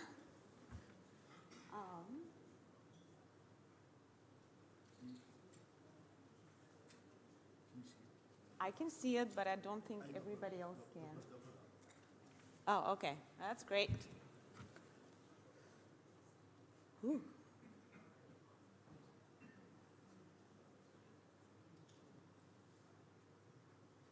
This is very interesting. Yeah, I'm going to give you a couple of more seconds, but I think all of us are looking at this, and I'm going to have to tell you I'm very pleasantly surprised.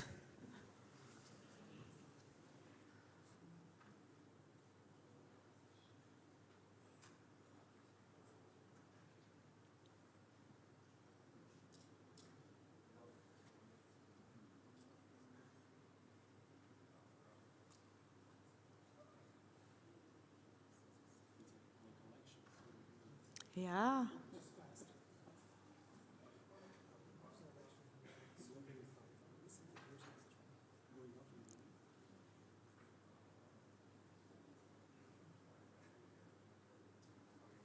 I think this is amazing. So I think what we're seeing on the first one, I think we saw that a lot of people are already using AI on a daily basis.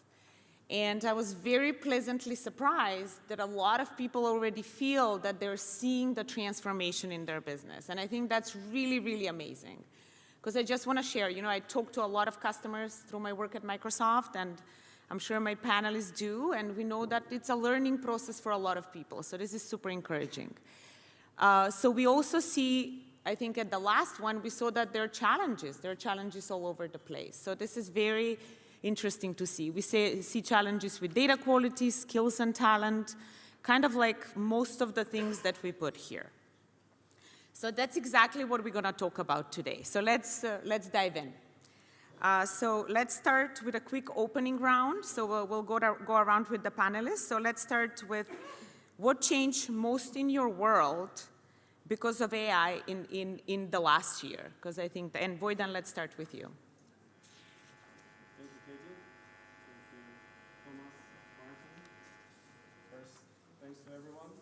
Pleasure to be here among all of you. Oh, it's not. I think you need a bit closer.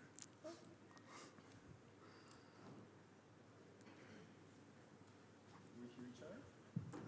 I think try closer, so that. Oh.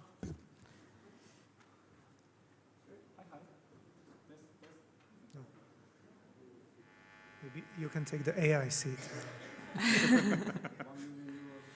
Should we test the AI seat? I think that's a good idea. You can swap the seat with the AI. I'm the AI one. You're the AI now. Yeah. Hello, my name is AI. Yeah. The AI is in the front seat now. That's okay. I mean, we'll do AI is everywhere, So actually, I couldn't have a better entrance than this. Even though they say there is not a second time for a first impression, but that was very good and very quick, so thank you. Thank you, Katie. Thank you, Martin. Thank you, Thomas. Thank you, everybody here. It's a real pleasure to be among all of you. Before I jump into this fast-evolving question, which is AI, I need to be fair with you. Not much has changed due to AI in my last year. Luckily, I still have my gorgeous wife somewhere there in the first row. We have our lovely daughter, who I'm pretty sure she's far more emotional intelligent than most AI models today. We don't have an AI agent at home organizing our home yet. We still keep our lovely daily moments so-called life. So my world is beautifully untouched, thank God. But work-wise, a lot has changed. So we started at Car 5 with AI very early. It wasn't branded under this one big name, AI. And we started with curiosity, testing, understanding what's value out there. And very fast, after the experimentation phase, we took it as granted as being part of our Car 5's daily operating system. And today, it's very easy to see this fast acceleration, the moment when you enter our office. So previously, people worked on 2 monitors, right? And one of the monitors was additional dashboard, additional tool, another document, spreadsheet. And now the second monitor is dedicated to an AI agent, AI tool, AI research. And still, when clients enter our office or partners, they most want to see automation in action. And what does that mean? It's like mimicking human interaction. So they come in the office, they see an empty chair, they see the computer working, but there is no one sitting out there because all the manual tasks, which were clicking, inviting, checking, are now done with the computers itself. And one of the best explanations I received of what is actually an AI was from our housekeeper lady office. And she told me, Vojdan, do you know that your computers work on their own at night shift? We were like, yes, sorry, but we know, sorry that we surprised you. And of course that we still control the process, we are reviewing the output, and we are making the final decisions, but most of the work, meaning more and more every day, is done with AI. And this accelerates day by day. So as we've seen by the poll vote, that's the same. The acceleration in the last year of AI was major. And, so this acceleration is not something that we fear of, because this acceleration is something that gives our people, our good people, second brain, not just second monitor, and it's also giving them the first, more time for their first mind to use it for better. Thank you. How about you, Thomas? For me, I will be a little bit contrarian. It changed everything. And I will, why don't I will take your structure and premise of a private at work. So in private life, generally I'm always excited about anything what is new. I'm a very curious person. So I believe that each of us can really enhance our own interest, life, but especially bring flexibility to our personal life through AI. Either you can leverage it to consult your health results, of course, with an asterisk that it's not medical recommendation by a professional. It can help your finance, it can make your decision making. Everything became flexible from a perspective that as we believe in private life, we can do things faster and better. We can choose. We either invest that time in something that we didn't have time for, or maybe we lacked time or we wanted more time, could be family, relationships, hobbies, or we do more of and we accelerate in the way we function, right?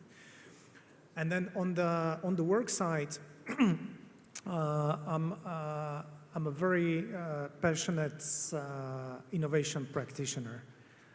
I will not go into the truth, but why I'm mentioning is because from the day 1.5 years ago, when the models started to be shipped on a monthly, quarterly, monthly, and then much faster basis, what we decided is to embed AI into the business strategy, right?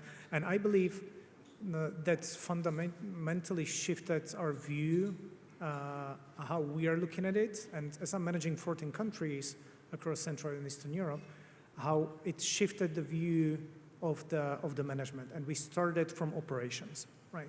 So we launched the operational program with the operational leads, designed and appointed in every country, which then were joined, or in smaller countries, it's the same person with the AI leadership hat. And because change management is so important, we added a layer of transformation role. So practically, I always like to say that I prefer to think in triangles than in joining just the dots.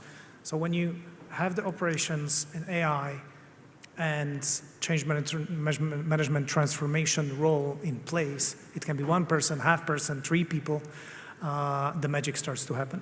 So that's for me the personal and the work part impact. Yeah, that's quite insightful, and we like these contrary opinions. I think that's great. How about you, Martin? First and foremost, my wife and my kids are still human beings, so that's at least I've got that one going for me, but not in the business life.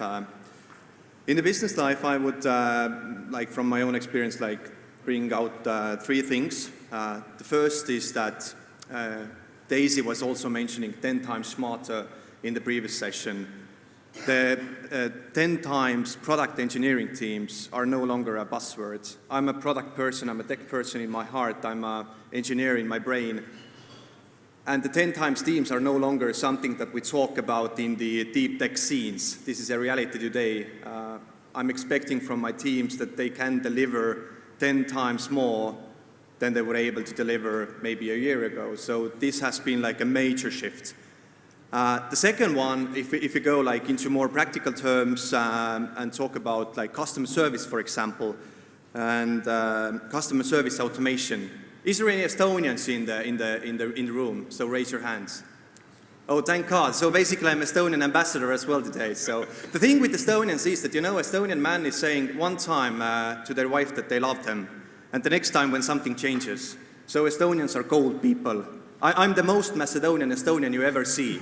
So, and in Estonia, I mean, no one ever wants to get the human touch. No one wants to go to the branch office or talk with another human being. So the COVID time was enormously bad for us because we needed to be like 2 meters apart. Thank God COVID ended, so now we can be 5 meters apart.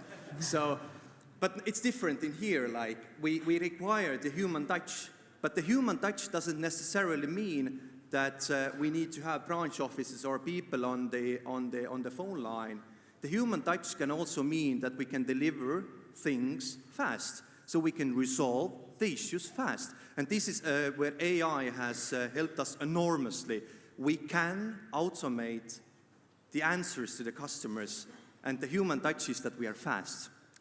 And the third theme, also along the customer service, I would put out customer service management and quality management on scale. So imagine that you have hundreds of thousands of minutes of calls coming in every month, every year. You can never, ever understand the quality of those calls. How good are you performing? There is no human power that you could apply to that. It's a waste of resources. But in the era of AI, we can analyze those hundreds of thousands of minutes of calls, and we can understand on scale how we treat our customer. And this has been like an enormous game changer.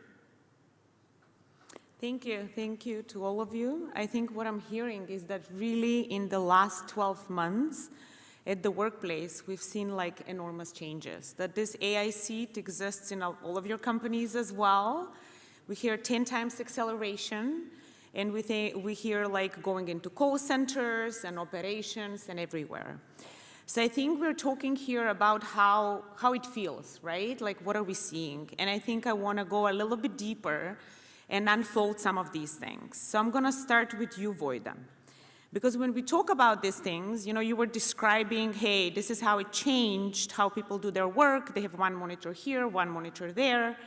But what I want to know is, did AI really change the business results? Because at the end of the day, it's the outcomes, it's the impact. So I really want you to kind of dive deeper and tell us more about how that change happened, if it did. Thank you for the good question, Katie. So we see AI driving real business results in many of the countries we work. So in Switzerland, Luxembourg, Finland, Brazil, US, Dubai. We are lucky to be supporting 20+ clients in 4 continents and in a variety of industries.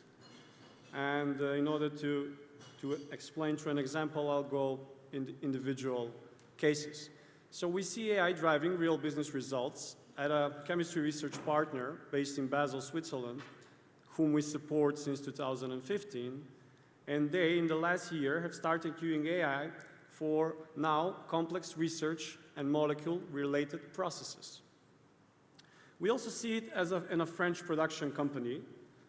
Now, we also support them for a decade, and we see their journey in this past decade. And now their full process, the full manufacturing process, is completely automated. I've seen that with my own eyes multiple times. Robots do the work. And in the last year, the AI is the one supporting their raw materials and stock within the factory. And this factory is the leader in the region, in the Industry 4.0, as they call it. It's a fully automated industry concept in factories. And in this war era reality that we are fortunately living, we're also seeing this in the defense industry. We are seeing at a client of ours, Brazilian industry leader, with 50 years of legacy of manufacturing their own defense solutions. And in the last year, they started implementing in an AI-backed software the air, the naval, and the ground solutions into one. So, yeah, we see it in a variety of industries, the real business results. Thank you, and that's very impressive. I think you gave us amazing examples for companies you work with. I'm also curious, like in your own business, firsthand, what impact have you seen? Like, are the numbers going up, up, up, up? Everything's going better? So, the clearest example for us for AI driving real business results is at Cara 5. And for me, it's easy to explain it through three key important topics. First, revenue growth. Second, efficiency. And third, better decision making. So I start with revenue because everything is clear there when you're talking about the AI results. And at Cara 5, this is not a theory. So last year we had 50+% revenue growth. And one of the main reasons was that we have adopted AI very early.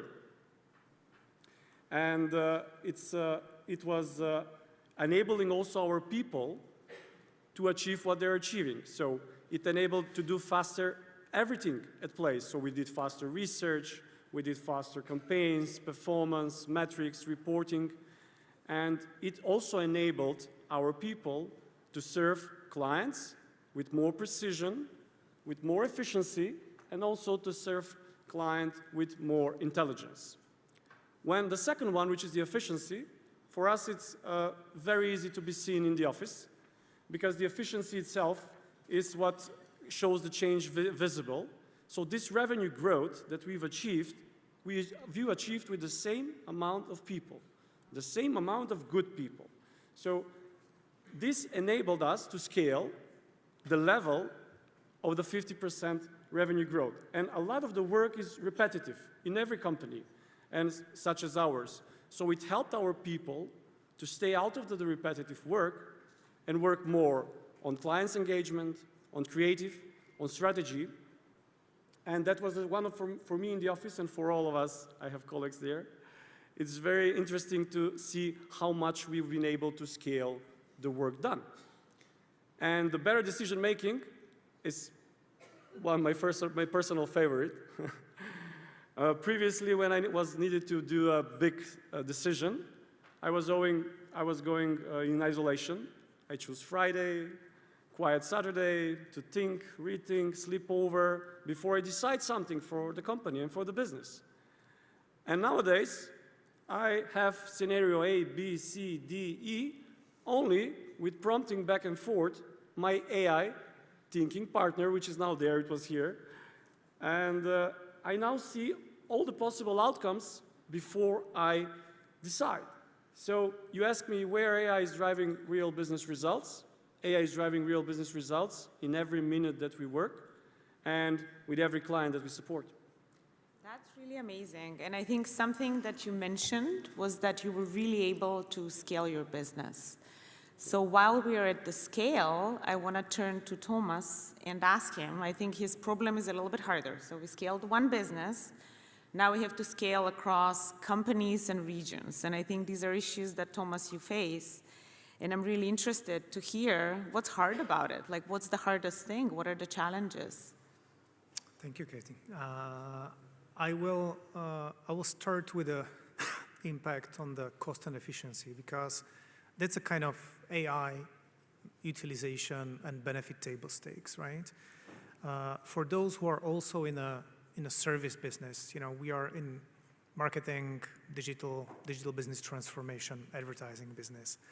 And most of our cost is people, right? And you want to have the best people on the market. Everyone was impacted by inflation, right? I mean, everyone expects, all the employees expect, especially the best ones, to have salaries adjusted. There is a, we can call it war on talent or fight for talent. We don't have to be catastrophic, but if you want to best people, you must be ready to pay premium, right?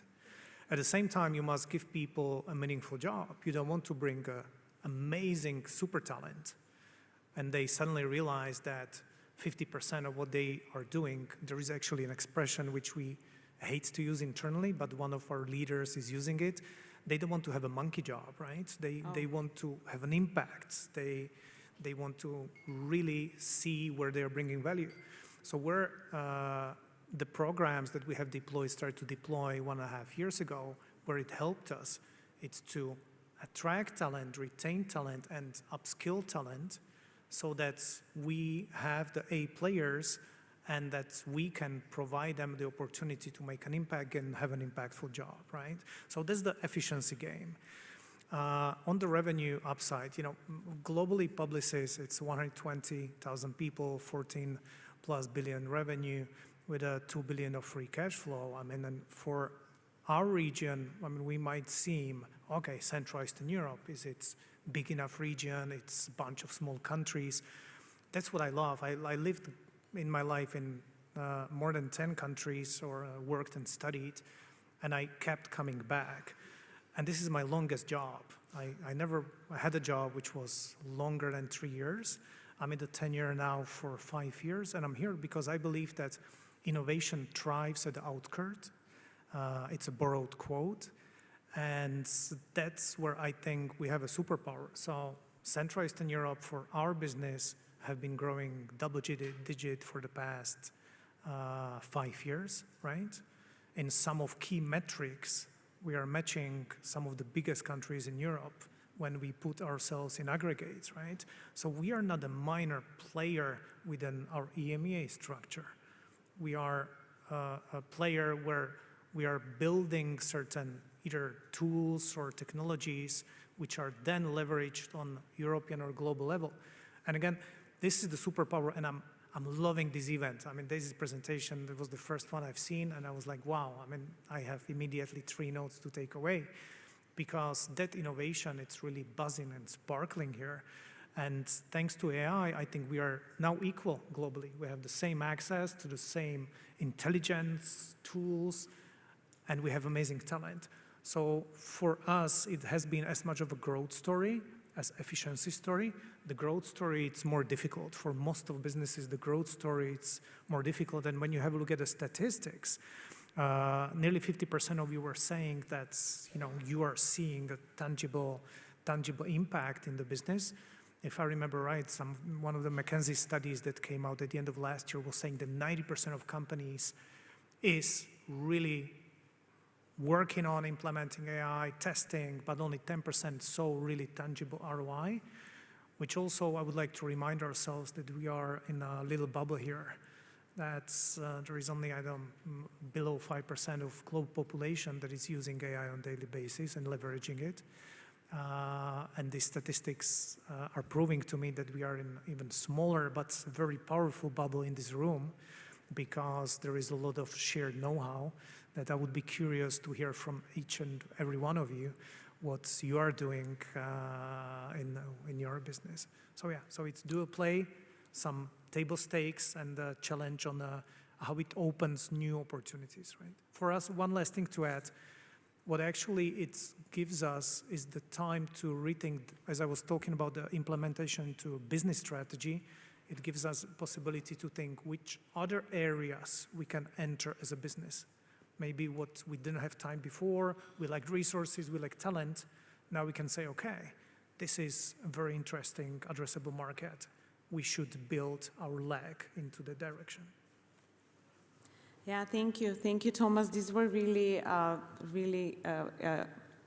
great insights. And you mentioned something about scaling innovation on the margins, and I'm sure everybody in the audience is interested in that part about here. So that's a topic we're going to come back again in this panel, because I'm sure it interests a lot of people. Thank you. So Martin, moving to you, a little bit of a different question, because we talked about how we scale it in the business, in the region. And now when you think from fintech product engineering perspective, I want to ask you, how is AI changing not just the products we build, but also the way we build the products, and how product and engineering teams are working together, what they're doing, what the role expectations look like? Because this is changing, I guess, all the time. I think it's hard to ask you for 2026. I can ask you for the next few months, and then it's going to change again. Absolutely. Excellent question, Kati, again. So And Thomas here also touched upon a very interesting or important question of talent. And we also have a question from the audience that there was a question that if the people are reluctant of using AI. So it's a very relevant question. I hope that I will provide like a somewhat honest and somewhat brutal opinion on that. Truth be told, I believe that the role expectations are rapidly changing.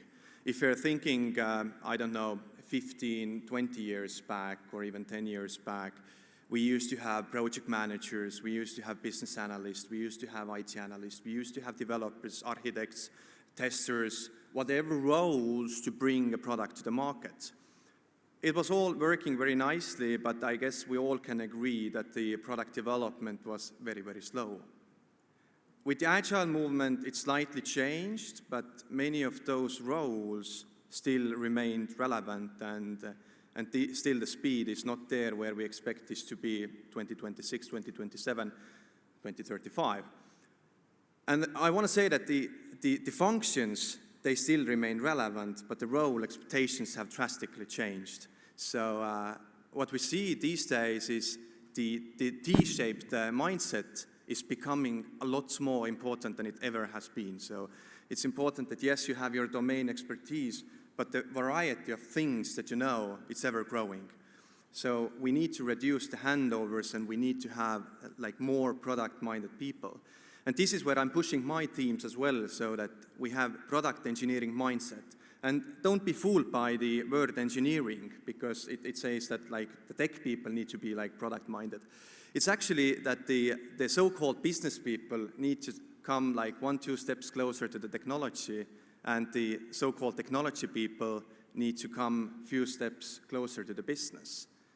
And only if we resolve this baseline, if we reduce the handovers, if we put the expectations on the T-shaped mindset, we can enter into the real benefits of the AI. I will bring some examples from my own role as a senior product manager. So maybe 2-3 years ago, what was my role as a product manager was to propose a compelling vision.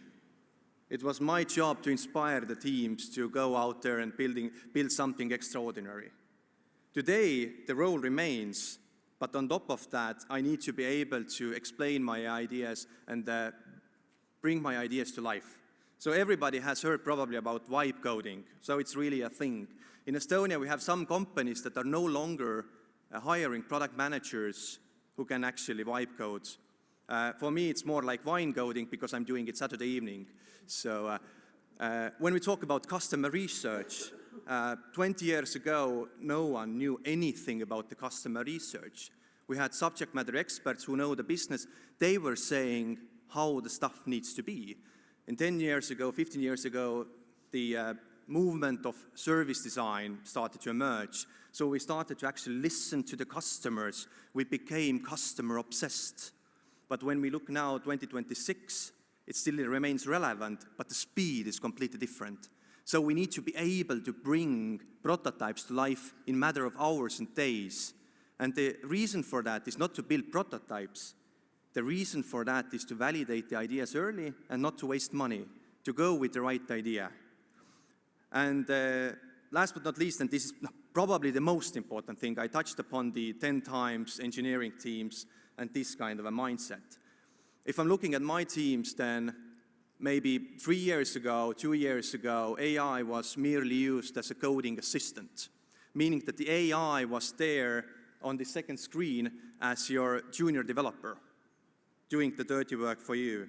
Evidently, it has some efficiency gain, but when I'm looking at my teams now, today, then the expectation is that the product engineers who are building the solutions, they have the army of agents at their disposal. So we have agents for clarifying requirements, we have agents for working up the architecture, validating the architecture, we have agents to validate the code standards, we have agents to test the solutions, and we have agents also to code the stuff. This is no longer buzzwords. This is something that's happening right now.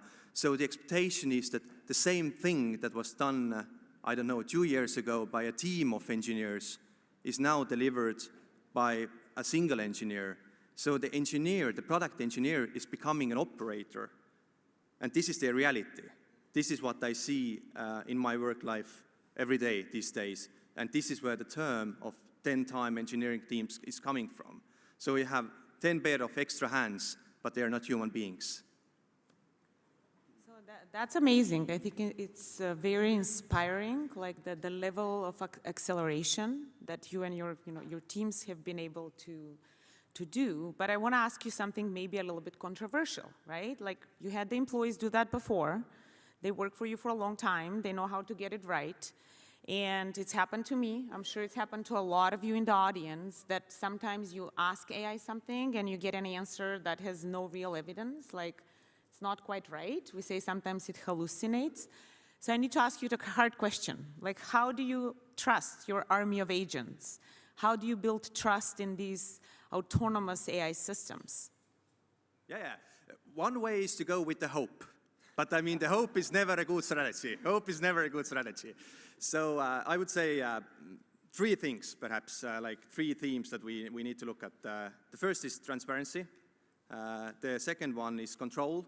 And the third one is consistency. I will elaborate a little bit.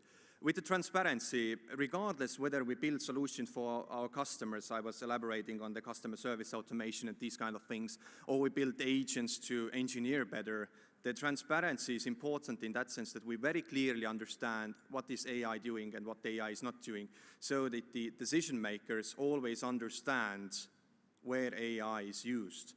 And building on top of that, the control. So we need to have very clear mechanisms that how exactly we control the hallucination, how we control the output. So in our case, at Utah, it all comes down to the standards. So before we implement any new agent, it comes down to the standards so that we work with AI to ensure the control, and we ensure that a human being can always enter the game. And last but not least, when it comes to the trust, whether it's decision makers, whether it's customers that we are obsessed about, is the consistency, which means that one good answer is not good enough. You need to perform well, good, consistently. And this means that this ever-evolving control needs always to be in place, whether you apply some machine learning algorithms or something like that. You need to have control on those so that you're constantly revising the outputs. You're not trusting the system in that sense. You're constantly coming back and revising and auditing that the system is working the way as you're expecting. Thank you for that. And I'm kind of going to stay with the skepticism a little bit and ask all of you something on the similar note. So what do you think the companies are getting wrong about AI right now? We can start with you. Of course, it will depend by the company, and I also do not want to give very generic answer. I will try what I will try to leave you maybe with a tip. And again, I do not like to say things that I read somewhere and pretend that it's who invented it, but I read a very interesting point of view which encompasses the situation in all of the business, regardless if it's service, if it's production, manufacturing. We are, the people in this room, the last people who managed only people-based teams, right? This will never happen again. We must get used to the fact, and that's why Copilot is not called just pilots. That's why it's Copilot, because we are now managing teams which can be purely agentic, which can be hybrid, which can be purely people-based. But this will never happen again in the future, right? And it changes completely how we need to think, and that's why I was mentioning that AI need to be embedded in the business strategy, because if talent and people are a very important part in every part of the business, regardless if it represents 5% of your cost or 60 or 50, we must have that in mind when we are building business models, where we are building go-to-markets, where we are thinking of talent, HR strategy, or operations. We need to bear in mind that there is this duality of a component, going back to the co-pilot, right? There is a pilot, there is co-pilot, and they will stay there forever, right? And there is a question here, when will be the end of AI? Well, we all know that end of AI will be, and we are still in many ways not at the positive tipping point where the cost of the token versus the value that it gives, it's going to be guaranteed above break even, right? I mean, currently it's being subsidized. We all know that. There is trillions of capital flowing into the use cases and development of the new and better models. The moment when we will hit, if we will hit the moment where it's not worth to keep investing into the token versus the value it brings, it's not going to be the end of AI, but it's going to be a bit shake-up. I'm a positive. I'm not a doomsayer, but that's how I'm looking at it. There is no step back, I believe. There is not going to be the end of it, but it's very tightly linked to the cost of energy. And I'm watching that space, and I'm curious. It's a very relevant point. We're all excited, but that's a really real concern. How about you, Martin? I will continue on the controversial note, if I may. Let's do it. I think that the one thing that the organizations get wrong these days is building AI strategies. And what I mean by that is that every good battle needs a strategy, I agree. But we cannot apply the same mechanism or the same methods to build up a strategy that we did 10, 15, 20 years ago. AI is simply too dynamic. We cannot apply the same methods. And in my opinion, a working use case, and I'm really talking from the product and fintech point of view, a working use case is hundreds, 1,000 times better than any strategy. But this doesn't mean that the strategy is not needed. As I said, it's important how do we approach this, how we are dynamic enough about the strategy. And I really urge each and every one of you in this audience, tonight when you go home, when you have put your kids to bed, think about the Amazon-style future press release. I hope that you have heard about it. It's a thing in Amazon. And essentially write down a future press release 6 months from today. How you're seeing your organization. What are these 2 to 3 use cases? Envision how you have established them, what value they have brought, and really write it down as a press release. And I believe that this is good enough strategy right now, because the one thing that we get wrong is that we are not moving fast enough. Thank you for that. How about you, Wojdan? So the first things most of the companies are wrong about AI nowadays is they're not using it. That's very wrong. We passed the position where AI is something, let's wait and see what it will be, and then I will join into it. Because it's so accelerating and progressing so fast, as my gentleman to the right mentioned, that you will be wiped out. And doing nothing in this fast-paced AI, digital economy, is one of the riskiest decisions that you can make. So you mentioned the control, which I totally agree. You mentioned strategy. I don't agree that much. So before companies jumping into the AI, and they really need to jump fast, they need to be careful, responsible, and a bit strategic. Careful means that what Martin mentioned, we need to understand where human judgment have control. So this is where AI works, but this is where human judgment takes control. Being responsible means they need to take care about data, clients, trust, people within the process. And of course, being strategic, you can't have a strategy of years. Here we see questions of 10 years. We can't predict 6 months. We can't predict a year. Question for what to do in the next 10 years, jump into it. You will be the first one knowing the field after in 10 years if you have jumped now. So being strategic doesn't mean to plan. He said 6 months. That's good. It will change on the go because it changes every day, but still you have some vision. But being strategic for me actually means to connect AI to real business goals. What are the goals? Or to connect AI to solve real business problems. What are the problems? And most of the people in the companies, they don't even understand their problems because they've been never asking the right questions. So which problems are we trying to solve first? And then, do we like to save time? Do we like to have better sales approach? Do we like to have support on our team, BD team, customer ticketing supporting team? What is the question that we would like to solve? And from there, they can start with one thing solving at a time and then try to put it in a maximum 6-month strategy because 10 years is a very, very long in this fast-paced world. And the question for the companies is, yes, they should move. They should move carefully, but they should move. Because in this very fast driving world, standing still is not an option anymore.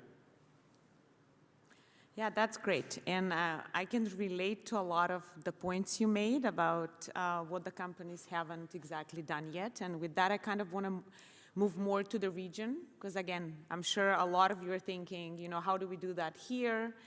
And through Macedonia2025 and the Go Digital initiative, in fact, we've been working directly with a lot of companies and organizations on digital transformation and AI readiness in this region.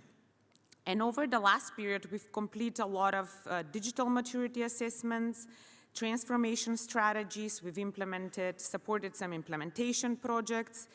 We've worked with more than 60 businesses through workshops that are focused on AI, digital transformation, and digital competitiveness.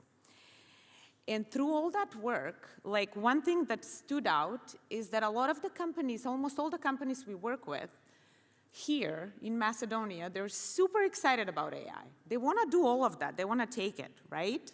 But a lot of them are still struggling with exactly the things that Vojdan was saying, right? So it's the data quality, it's fragmented systems, digital skills. It's even understanding what are the problems for which AI can bring real business value. And again, in many cases, what they see is that on the individual basis, like people are experimenting. And I think that's in line with what you guys told us at the beginning of this panel. You said, hey, in my daily work, I see a transformational value. But yet, that seems to yet not like overall translate in that business impact that we want to see. So I want to ask my panelists a question that's specific to this region. So in particularly, I want to hear from you, Martin and Thomas. What do you think the companies in this region should do differently to stay competitive in the era of AI? I can go first. I was already touching on the topic that it's again a moment in history where it's advantage for smaller, more fragmented systems, where the technology advanced so fast that it actually brings and makes the disadvantage an advantage, right? So I'll give you an example. So in Central Eastern Europe, our company, it's approximately 5,000 people, right? If I start to speak about these 14 markets individually, I'll be mentioning some smaller countries, 50 people there, bigger 100, 400, and I can be looking at it either as a portfolio or I can be looking at it as one. As one, I have 5,000 people. From these 5,000 people, 30% are, or 50% are high digital specialized capability teams, right? If I start to chunk it down, maybe in this 30, 40 people country, there's going to be only 2 digital specialists. And I start to narrow down on a capability, and I start to think, as Daisy was saying, I don't have people, I don't have talent, no one wants to sign up. So AI is giving us in this region and in these countries, which I believe, again, it's an advantage, countries like Slovenia or Northern Macedonia, 2 million people. It's amazing. I mean, it's like more like managing a city instead of managing a country of 90+ million people like Germany with different decision-making centers. Here, everything is much closer. Community, it's easier to bring together and sit together. And again, going back to the human touch. I mean, why we have brought people to the office, depending on the function, different rule, but normally we have 4 days working week in the office. Again, with exceptions, we are being smart about it, doing right things. But why is it? Because when people are together, they make much greater impact, right? So again, smaller countries being together, neighboring countries, multi-regions, multi-markets, all of that became much simpler, much faster, much more connected. So I'm really looking at it as a massive, massive opportunity.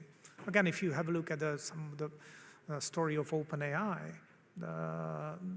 one of the co-founders, and there is a big Polish footprint. The talent, we are countries where STEM has a very, very deep history, and thanks God we didn't dismantle those institutions and universities. I mean, again, I'm absolutely amazed about this event. I mean, the proximity of business, government, NGOs, commercial partners, startups. I mean, in such a small country, it becomes so much easier and so much faster to make change, right? So connectivity, again, to outside, to people who left Macedonia, now are investing back in. I think it's beautiful. Like, that's how I see that our business, for instance, is or should even more look like and work like. I see Central Eastern Europe as a country.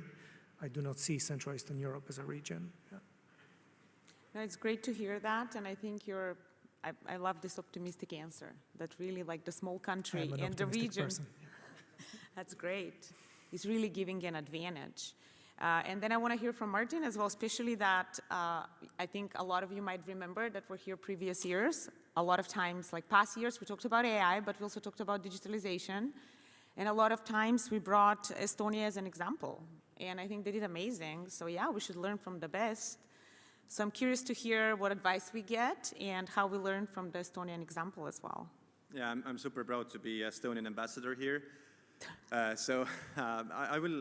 will open up this topic from two angles. First, before going to the businesses or companies on a wider spectrum, it's very important the collaboration between the public and private sector. So the first and foremost, I would even maybe, especially in a small region, small markets such as Macedonia, very similar to Estonia in that sense, I would put the first and foremost the pressure even on the state and government. So state and government, you have the power to unlock the things. You have the power to resolve the questions so that the businesses don't need to resolve to stay competitive. So here I'm primarily talking about the regulatory environment and all these kind of things. So it's important to have the mindset of opening up the doors for your local businesses to be globally successful. And this is something that we do in Estonia. So I guess Estonia is the first ever nation in the entire universe where we have a government level chief data officer, a dear friend of mine. And what kind of advantage it gives to us, especially in AI, is that, I mean, Estonian as a language, for example, like 1 million people speak Estonian language. It's a very small and very complex language. But on a government level, we are working with the language models so that companies and organizations could understand Estonian better. If every business would do it separately, it would be enormous waste. So this is exactly where the government and the state needs to step into the ring. The second perspective, it's very hard to go into like a specific company level, so I would like stay on a more holistic level, is ecosystems. So Estonia is also known for the fact that we have perhaps even the biggest number of unicorns per capita. So and the result or the reason why we have it is the ecosystems. Everybody remembers Skype, right? I believe that everybody has used Skype, born and raised in Estonia. And can you imagine how many companies, how many successful companies have been growing out from Skype? And this is the result of ecosystem. And in the era of AI, the ecosystem is more important than ever. So it's important to have your buddies. Doesn't mean that they are your, like, I mean, probably competitors don't want to like open up to you, but there is so much overlap between the non-competing sectors. Build the ecosystems, find your buddies, and talk with each other. From Estonian example, I believe that this is the winning recipe. Thank you for that. So Voidan, I had a question I was very curious about, but I'm going to give you a choice. I'll give you my question and the audience question. That is the highest voted question right now. And I've been told we cannot be behind, even though they were a couple of minutes saved before, so we have to do it. I learned that besides Kara 5, you also are Chief Digital Officer of the European Volleyball Confederation. So at that point, I was wondering if you might have a digital version of yourself so that you run both of these things. And on a more serious note, I wanted to learn more about that, how AI is helping you. I also see that the audience is asking, has a specific question for you that you can read right here. So I'm going to give you the choice. In either way, we can answer both questions to the audience, maybe later, the one that we don't answer right now. Thank you for the good question, Katie. Good insights. I will also touch base the question which is from the audience, but I will start with yours first. You mentioned digital version. So yes, I also serve as a CDO at CEV, which is the Confederation European of Volleyball, based in Luxembourg, the confederation for 56 federations. And this is only possible because of AI. That's it. You asked me, do I have a digital version of myself? I actually have two digital versions of myself. So one is Voidan, the CEO of Kara 5, backed with data. And the other is Vojdan, as they call me, at CEV, also backed with data. And even though this is two very different organizations, managing for me the teams is quite easy on a lucky note. Our organization communication is based on Slack. For once, so someone in the audience that doesn't know Slack, it's a communication tool for teams as Viber, Teams, but only for business. And I joined CEV, their communication tool is Slack. So for me, moving from team to a team is one click. That was the first easy thing to start with. And at Kara 5, we've built a 360-degree digital strategy, which we call it Progress Cycle, and it's for clients. It involves data, web, performance, strategy, and now automation in one. When I entered CEV, they needed the same. The only difference was that for Kara 5 we're doing for clients, but at CEV we have federations, clubs, and competitions. The main core of all our work is data. So for the audience that doesn't understand data, first-party data is gold. And one of the questions here is, as a professional in digital marketing communication, how do we manage regulations and copyrights when using AI in our work? So the main regulation that came in place was the GDPR. We are GDPR compliant since 2018. That's the double opt-in logic for the data itself, how you take your first-party data.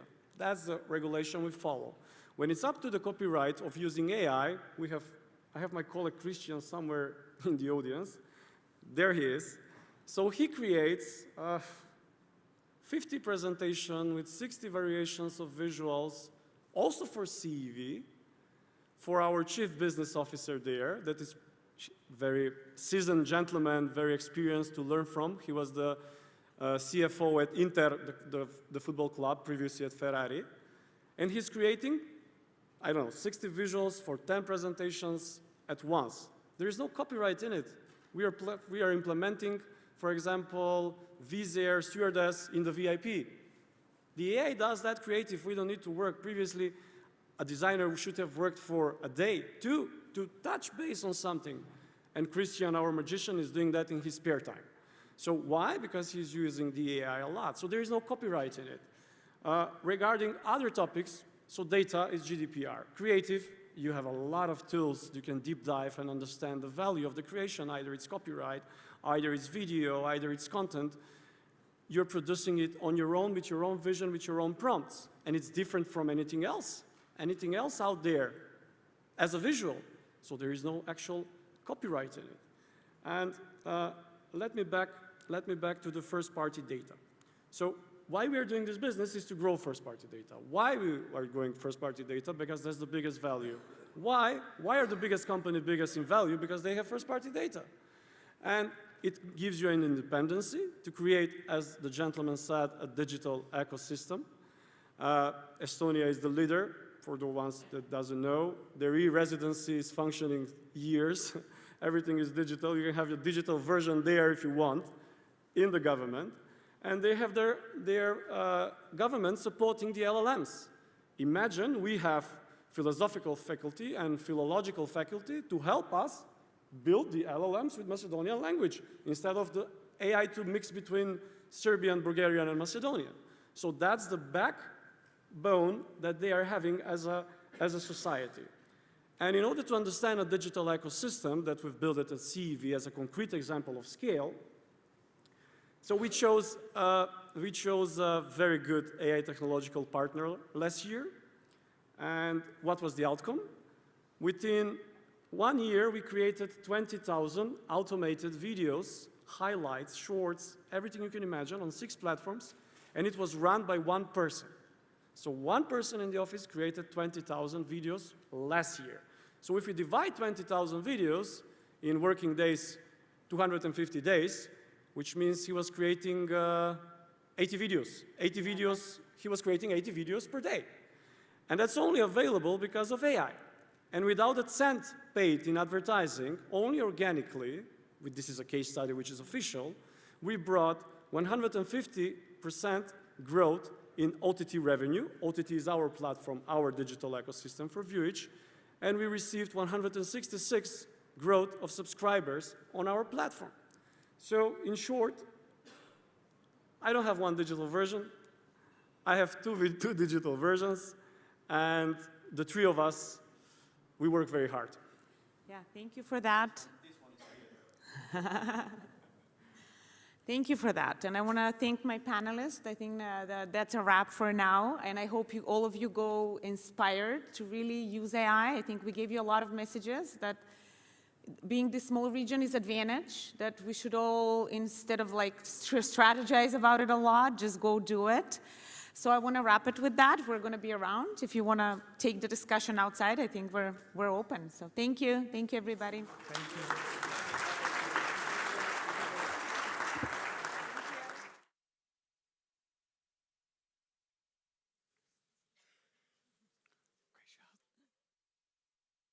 So much.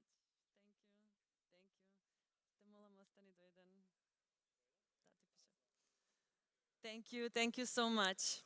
Before we continue, I would like to take some time, a moment to recognize our partners who make this summit possible. So many thanks to our Diamond exclusive partner, Philip Morris Tutunski Kombinat Prilep, our Platinum sponsors, Triglav, Rumble Cloud, Nextsense, and Visa, our Gold partners, Karapet, Intertech, Alkaloid, and Iute, and many thanks to our Silver and Bronze partners as well. Without further ado, thank you. Without further ado, I would like to introduce our board member, Ale Kitsev, to the stage together with his panelists. Welcome.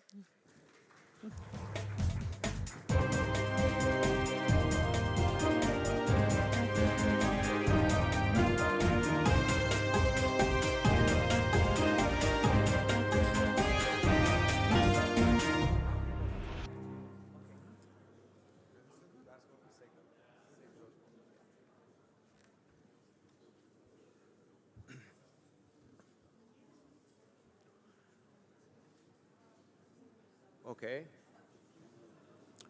So I'm so excited to have such an extraordinary panel. And today we'll discuss like the real deals in this part of the world and real stories. And we assembled for you a panel of extraordinary ladies and gentlemen here that span from areas of science, entrepreneurship, large corporations, startups, so you can get all of them operating in this region, so you can get a lot of perspective how to execute, build things, ship things, and hear all of the troubles that they went through to build magnificent projects that they build and still own and help to be built, right? So let's start with Jelena. It's really nice to have you. So Jelena is Assistant Director for Business and Strategy, for Business Affairs and Strategy at IMGG in Belgrade. And she is also a CEO of Swiss Rocket. It's a genomics company based in Switzerland. And on top of that, and on top of her extraordinary career that if we try to read here, we're going to spend like half of the panel to learn about all of her accomplishment. But on the top, it comes that she is also Aikido black belt. She has Aikido black belt.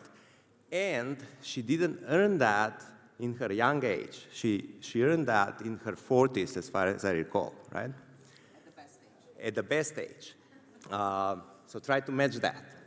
Now, the question for you, the starting question is, all of the lessons that you learned in Aikido, how did you apply that in bootstrapping one of the largest biotech or tech accelerators in the Balkans?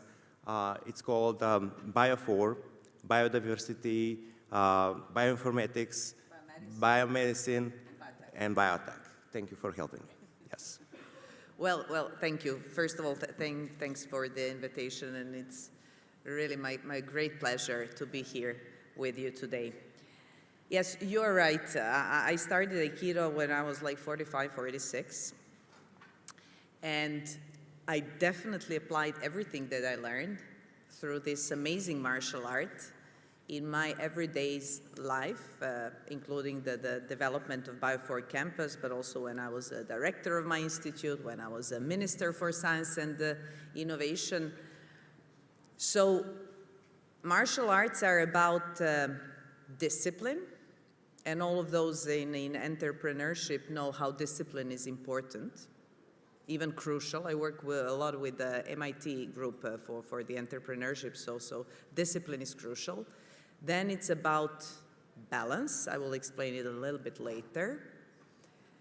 It's about focus, and also what is quite important and turned out to be maybe crucial even throughout my career, it's staying calm in stressful situations. And I had a lot of stressful situations, and now I can connect the dots, you know, in past, and there were all amazing, amazing moments where I was pushed out of my comfort zone, and those moments defined me.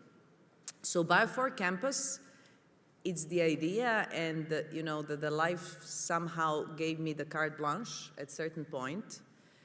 So there are two technologies that are for the first time have the ability, I would say, to change the evolution. So today we're a product of our evolution, but from today, there is now a new moment where the humans interfere, and those two technologies are AI and biotech. DNA, everything about DNA, sequencing, synthesis, biotech. So the merging of these two technologies, which has started, is going to define our evolution. And me, personally, as a biologist, I'm totally fascinated with this. So the idea was, and still is, to build a Bio4 Campus, to put together the government, the startup ecosystem, industry, and academia around these 4 bios, including AI, and to build something different for the region, for the broader region, but even unique. I travel all around the world, so there are similar but not the same centers like this. And when I spoke about the balance, staying calm, be disciplined, my idea was to build, you know, a city for 5,000 students, researchers, entrepreneurs. So these are all, I would say, ambitious, highly intelligent people, but also these are non-linear minds. So the students are always those who are changing the world, a lot of energy, The researchers are totally nonlinear, so they have their own research, their own ideas, keeping the babies, these researchers are babies for them, and then you have to come and say, okay, I'll take your baby away, and I will make a product, and this is a huge challenge.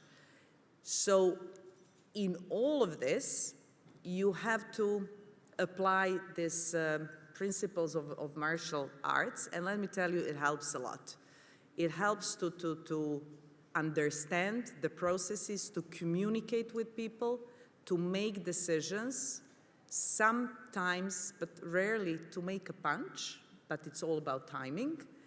And other time, just to implement discipline, to stay focused, and when you get the chance that the government invests €500 million in the project that was kind of your idea, it's a huge responsibility, but it's amazing, and it's still an ongoing project, of course. It's a long-term development project. Okay, it's amazing. I encourage everybody in the audience to check it out, but after the session, right? So please don't. We have a lot of interesting things to say here and entertain you for a while. But explain a little bit more, right? You did like amazing work to connect. Of course, the government funding that, but you have like companies that are helping you, like a memorandum of understanding with large companies. You probably had to align a lot of other stakeholders in the society. Tell us more, some real pains, real troubles. How did you move? Tell us your, darkest anxieties during this process. Well, a project of this size, it's a challenge per se. It's a challenge with people. It's a challenge with government. It's a challenge with yourself. It's huge. It's 160,000 square meters. And you have to put everyone around the table. And you have to put, the architects, the technologists, the politicians, everyone, to explain to them, to work with them day and night for 5 years. Now it's been 5 years. Then everyone has opinion on everything these days. And everyone has huge expectations, and everyone is the most important person in the room. And when you have like 30 persons from different stakeholders in the room, and you have somehow to balance that, it's exhausting.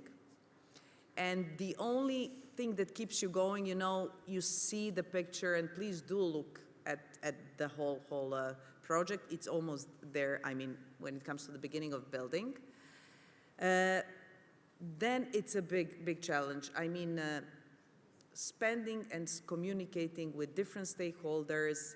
So then you have a challenge. You're a small country. So, we're not important economical spot. We're not influencing really the global market at any pace. And then you want to bring the biggest companies, largest companies like Pfizer, AstraZeneca, also Philip Morris. You have to sell something that it's very difficult to sell. And we here on Balkans, actually, when it comes to startups, when it comes to entrepreneurship, sophisticated and high-tech, we're not good at selling.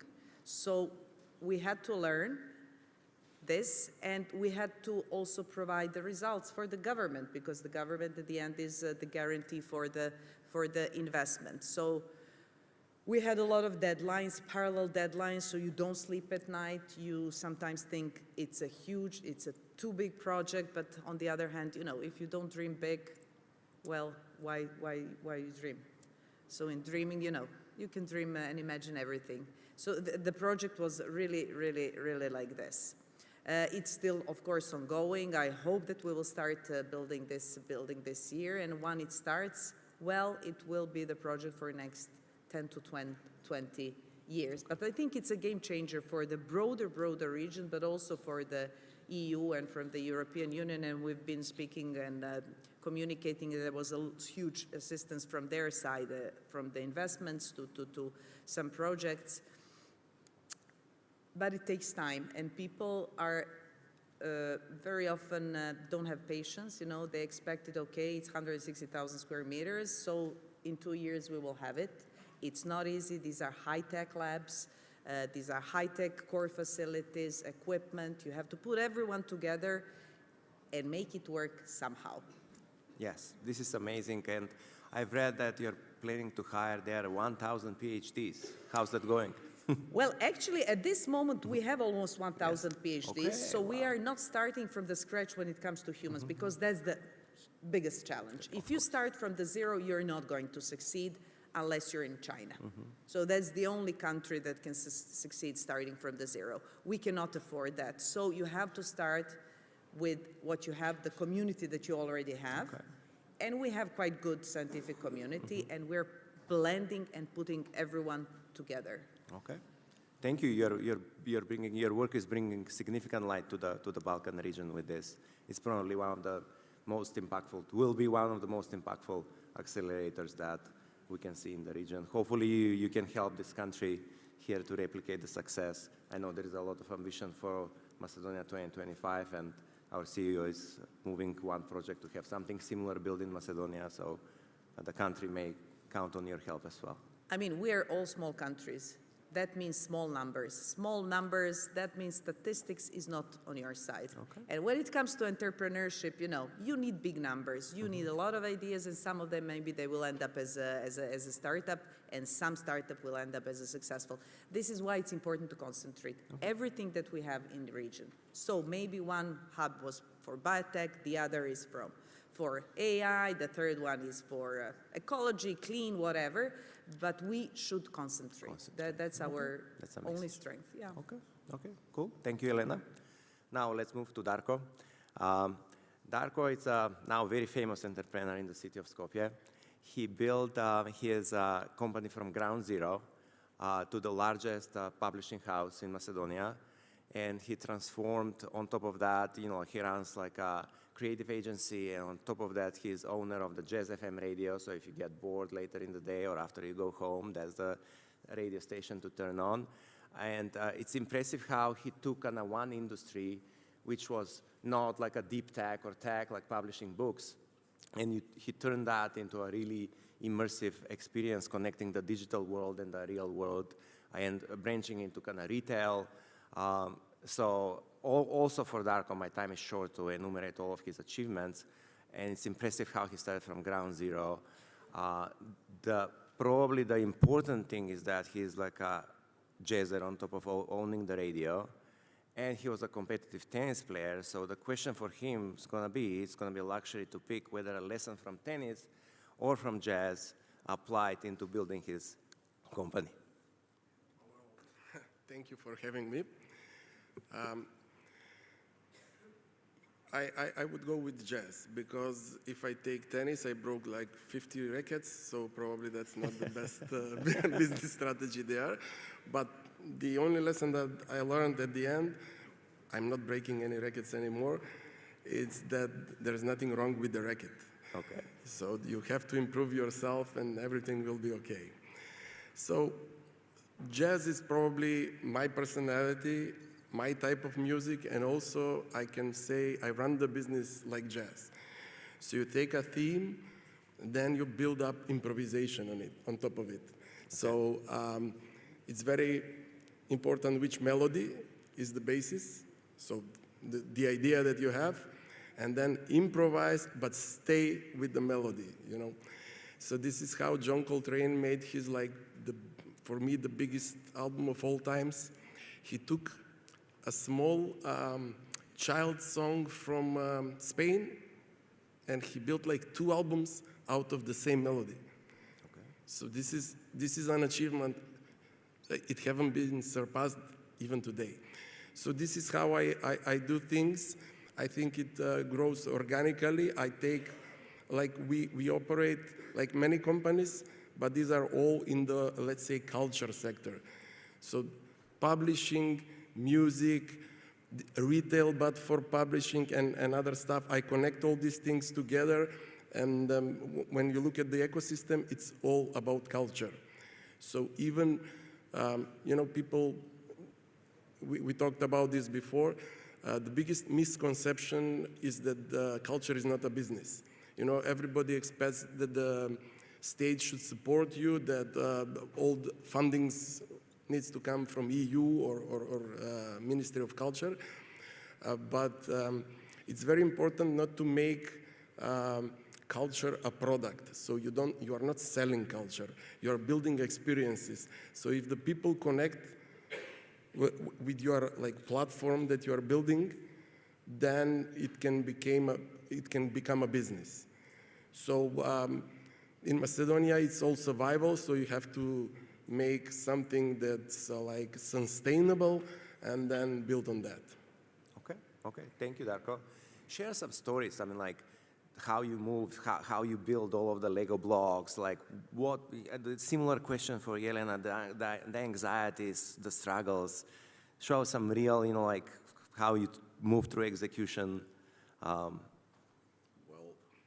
usually scale is the only solution to the problem. Because we are a small country, then you have to scale your business to be successful. Otherwise, you cannot have a niche product and just work on that.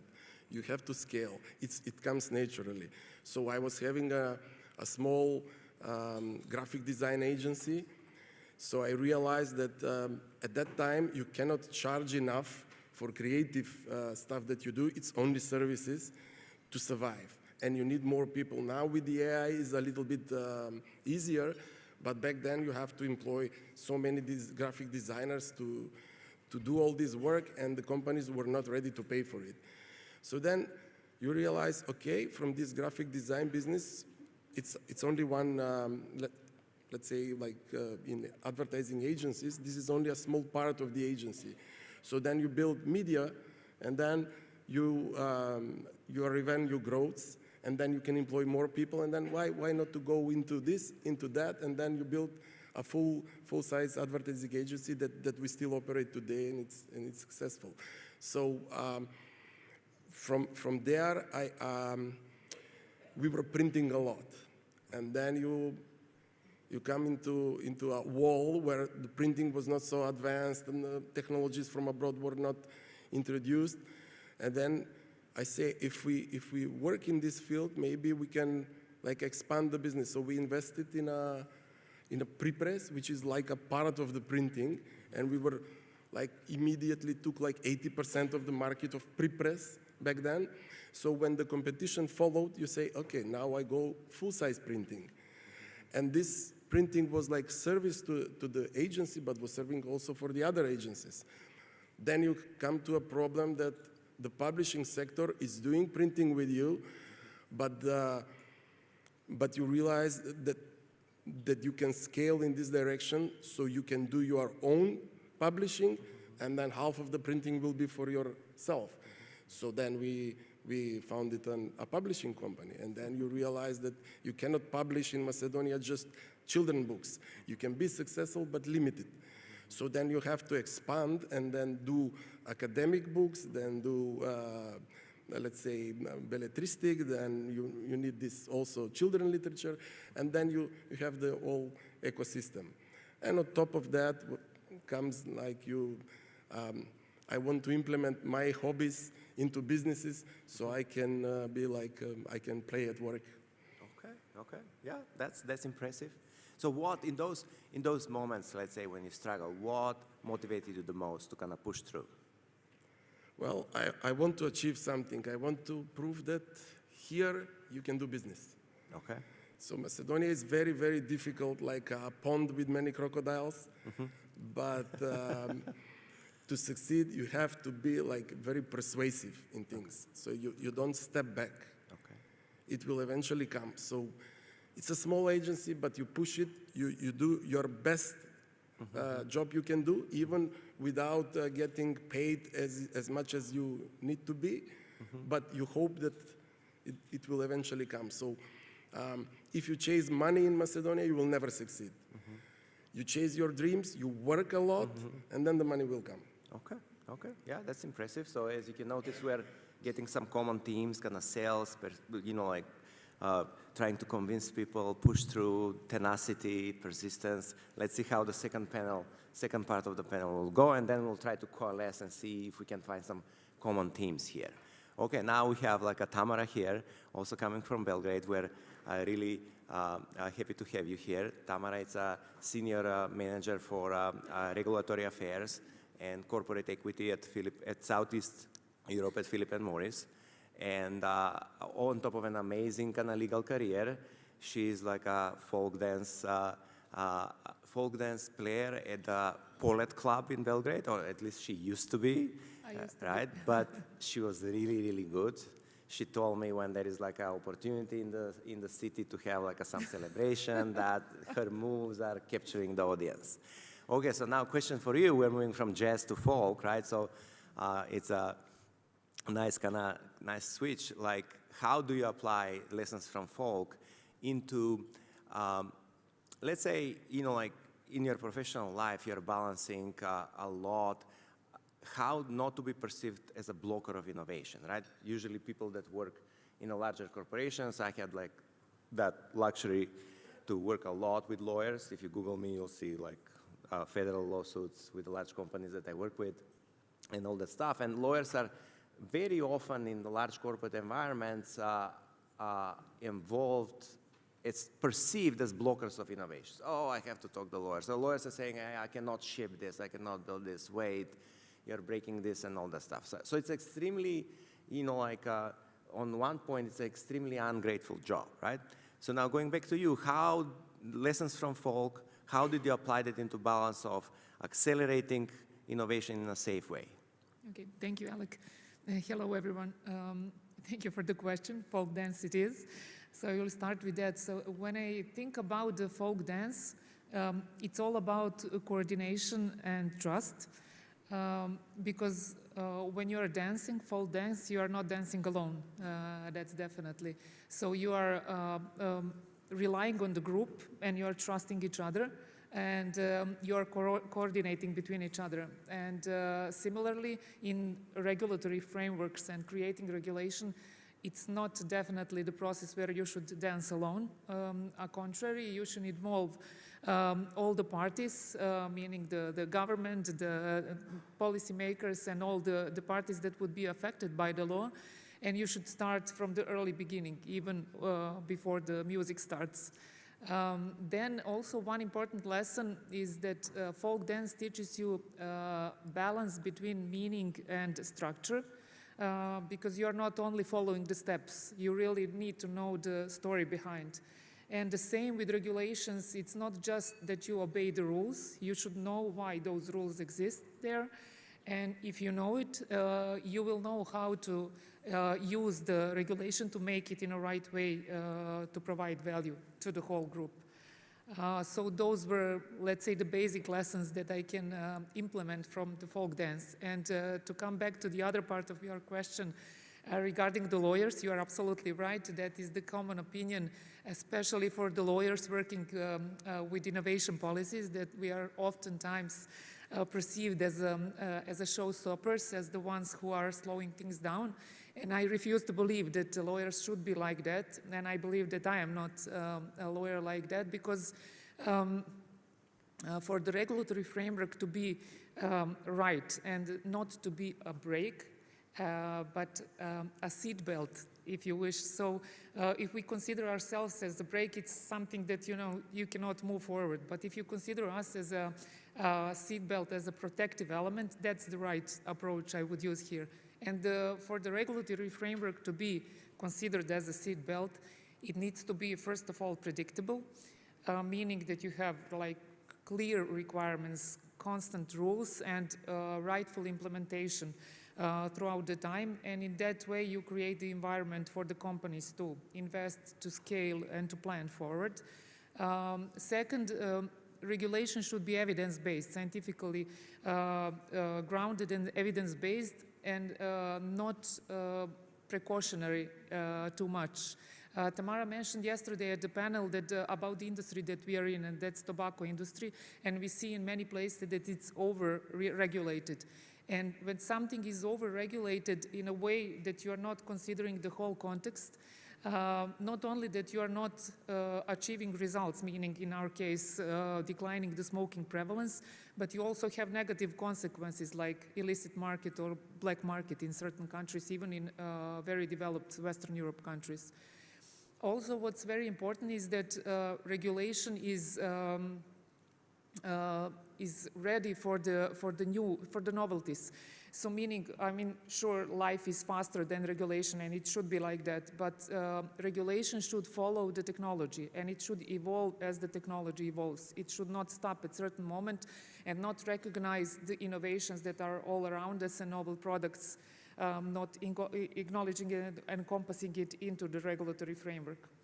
And all that being said, this is the regulatory framework that becomes the fertile ground for investment in a certain country, but not like it's easy to copy-paste a regulation from some of the developed countries. But if you are trying to implement it at the market, which is not ready to receive such kind of regulation, again, you will not have results. So I would say in one word, it's a holistic approach. Holistic approach, okay. Yeah. So guide us, I mean, like, you probably, I mean, you are aligning a lot of stakeholders, right? I guess, like, not only within the company, but within the society as well. So your job requires working with the government, with different agencies, inside a large company. So guide us through, you know, like, your movements in that whole ecosystem. Timing, again, Timing. here a crucial thing.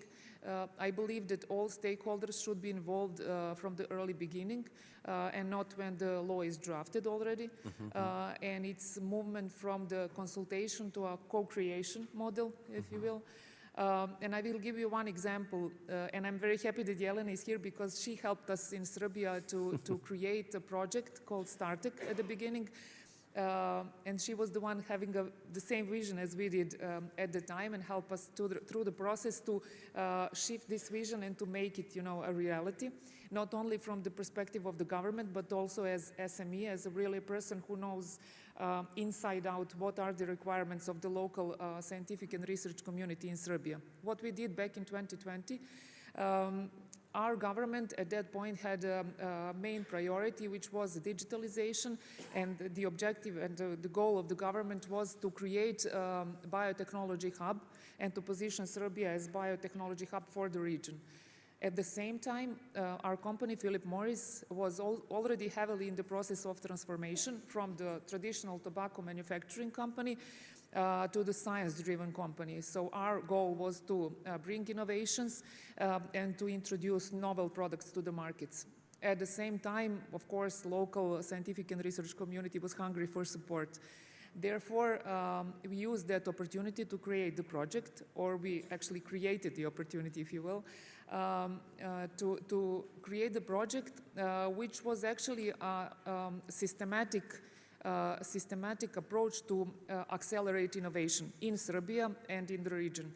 What we did, so 3 main pillars of the project. First of all, there is a grant scheme, direct support, equity-free support to the startups, to business, to innovative-oriented business, in terms of financial support, mentorship, and business consultation.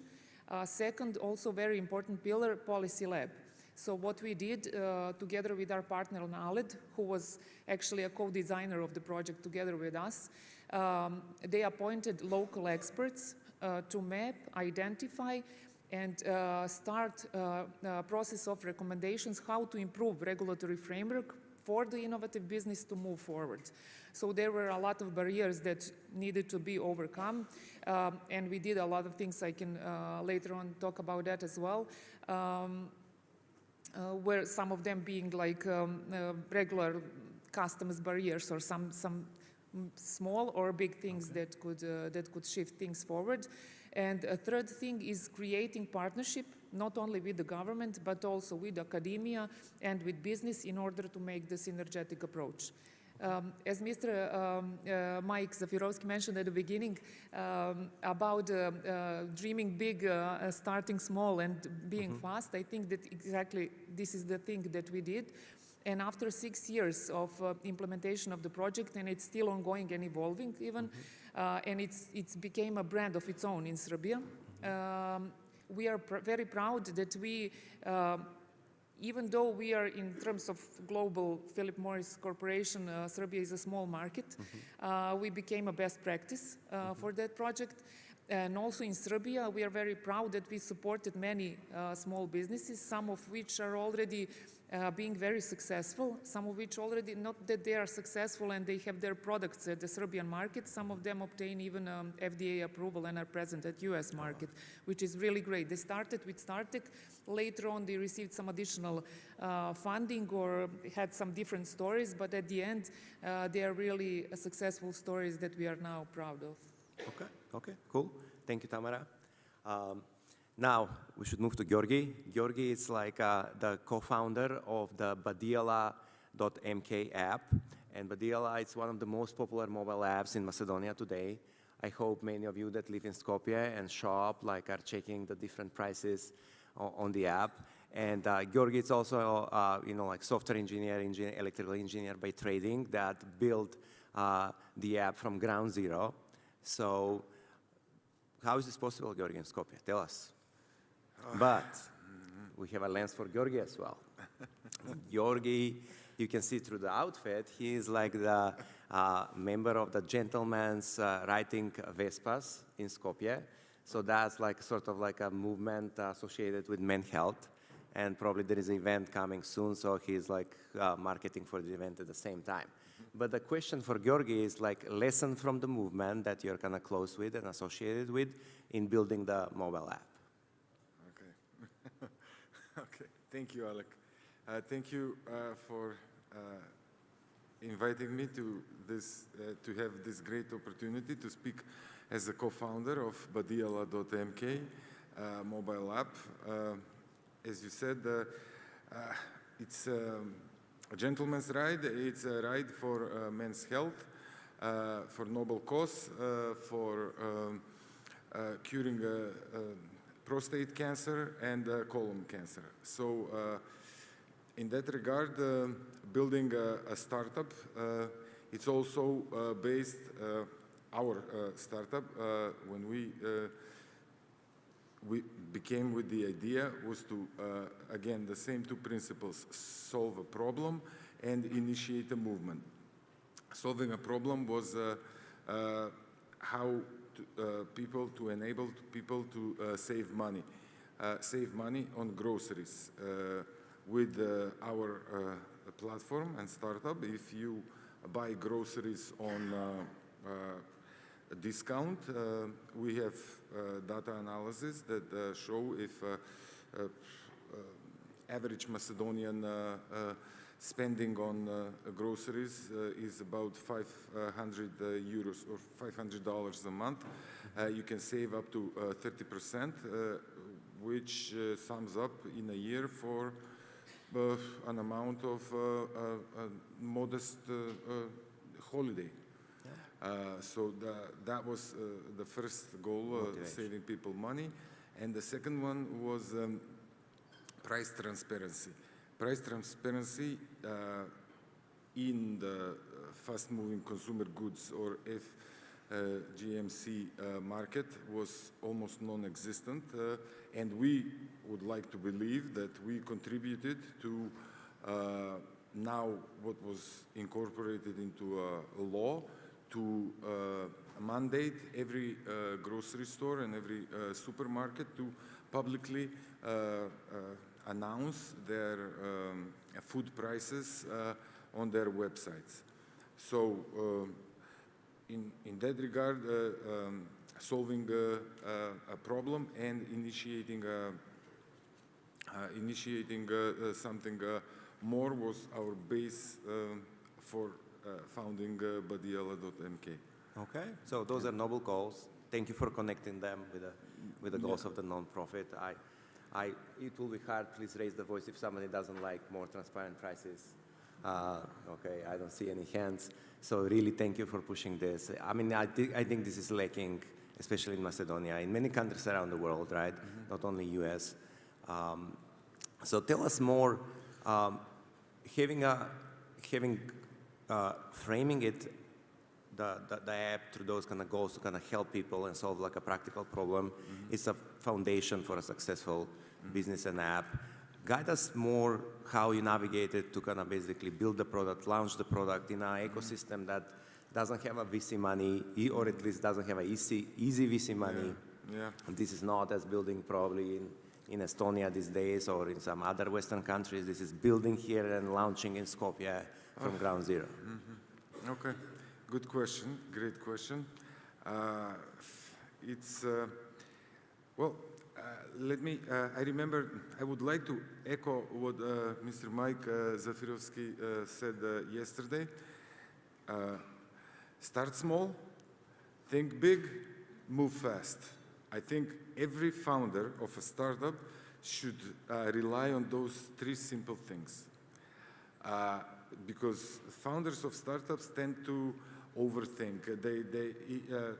They tend to think about logos and colors and functions and all these things, and they would like to wait for perfect conditions. There are no such things. There are no perfect conditions to launch or to found to be a founder of a startup. So here, especially in Macedonia, it's different than United States, especially in Silicon Valley. In Silicon Valley, they found, they give you money on an idea, and then you figure out things later.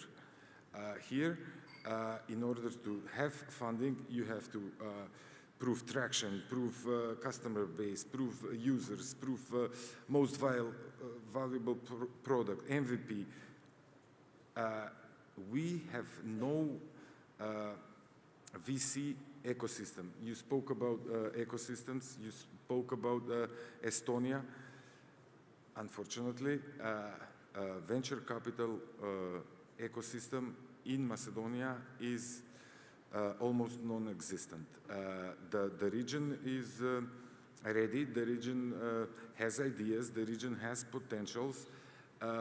Also, the region does have coming accelerators and VCs like Y Incubator, Wise Guys, in Montenegro, in Kosovo, Albania, 11 in Bulgaria, in Serbia, many. These are not really present in Macedonia, and I don't think, from all our experiences, that we have a real investment in startup mindset here, because the scene is not yet to that level to have an ecosystem built to give you more than mentorships, to give you more than network, entrepreneurship, but to be capital to be present as well. I see. So is it sustainable to build this only for Macedonian market, or you're saying, hey, listen, I have to get to a point where I have to cover the region or more, and where do you stand with that? Growing 10x only in Macedonia is not possible. If you want to grow 10x, you have to scale, and scaling requires funding.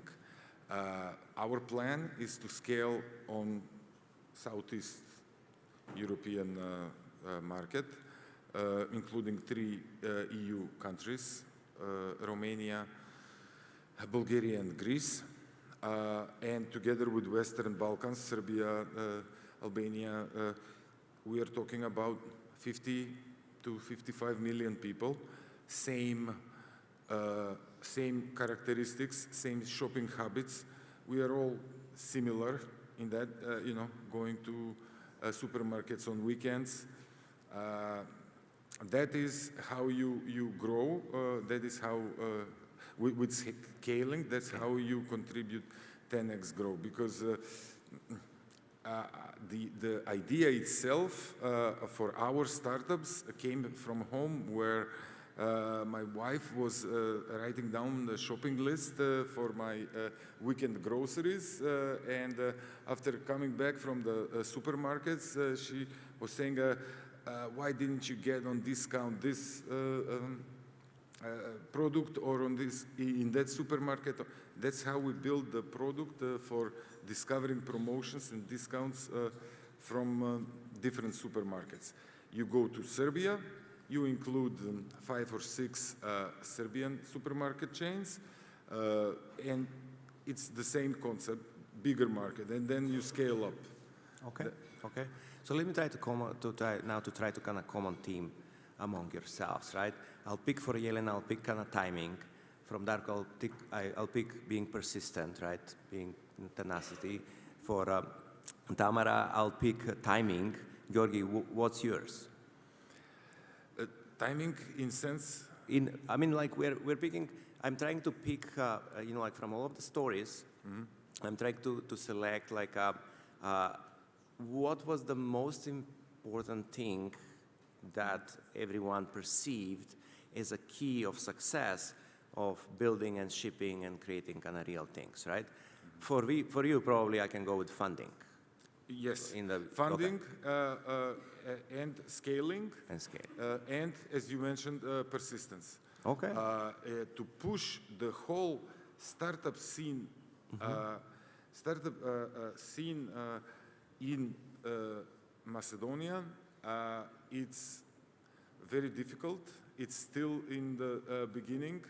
I hear in Serbia, for instance, companies like Philip Morris do invest in accelerator programs and some sort of venture capitalists. So you gotta keep pushing. You gotta keep pushing and move forward. Okay, so that's 2 for persistence. How do we find common ground? What do you guys think? If anybody can volunteer, how do we find common ground? If we want to relate to the audience, right? I mean, like, what's the most successful thing for, you know, like for young entrepreneurs here in the audience, for young Macedonian companies, for more successful corporate leaders, how to make things work in the region? Okay, I can. Yeah, go for it.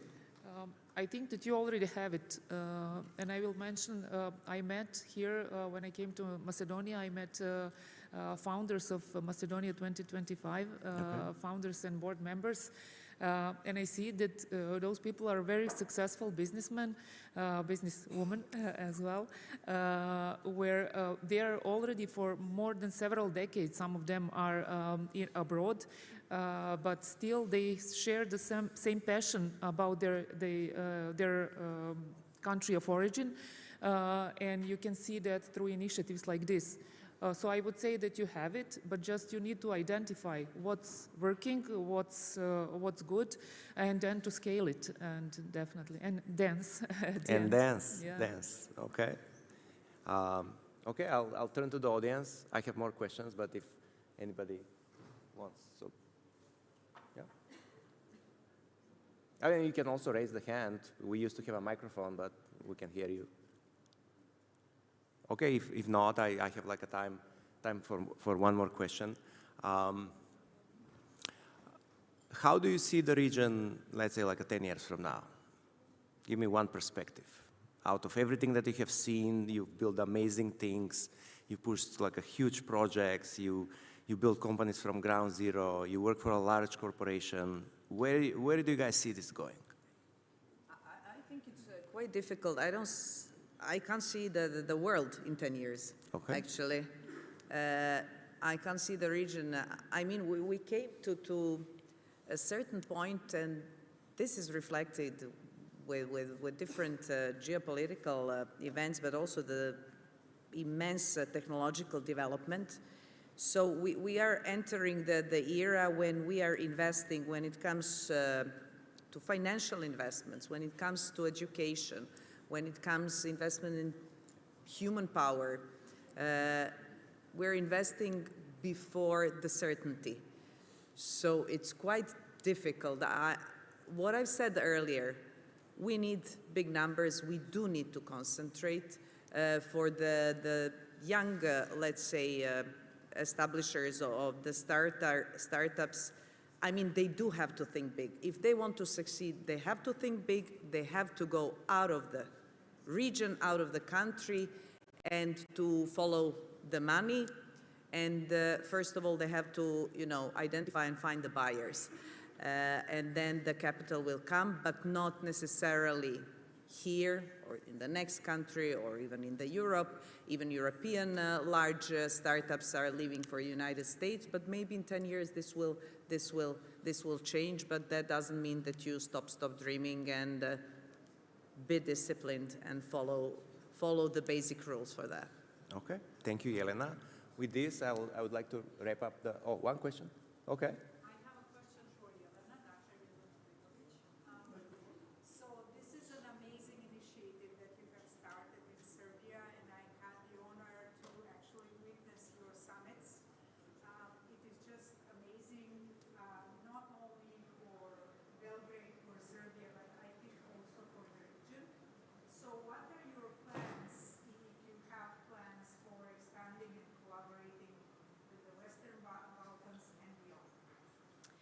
Absolutely, this was the idea to really strengthen the whole region, which has amazing potential when it comes to engineering and life sciences. So this is something that we have compared to a lot of more successful countries, and I think we should use that. And I do see Bio4 Campus as a meeting point of the broader region when it comes to biotech and AI. For other things, I expect, our neighboring countries to initiate maybe other fields and other centers. But we have to, divide and concentrate. This is crucial. And I hope to see, once we finish the building, I hope to see a lot of colleagues from Macedonia, from biotech, which you do have. I know, I've been collaborating with a lot of colleagues to become a part of Bio4 initiative. Okay, cool. Thank you, Jelena, and thank you all. Please, it's amazing set of panel members. Please catch all of them except Tamara, who has to leave, but everybody else for the lunch break and for questions. I really learned a ton of them. I just met Jelena and Tamara for this panel, and Georgi and Darko, I have a luxury to know them for a while, so I'm not going to talk to them during the lunch. So please, still my panel members, I really thank you for all of the patience.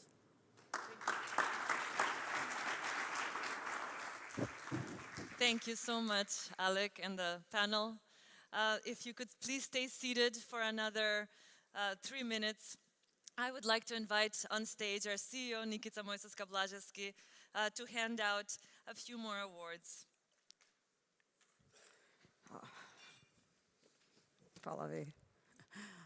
Thank you, Galena. In case you missed me, here I am again. And I want to appreciate again few people who are supporting this organization.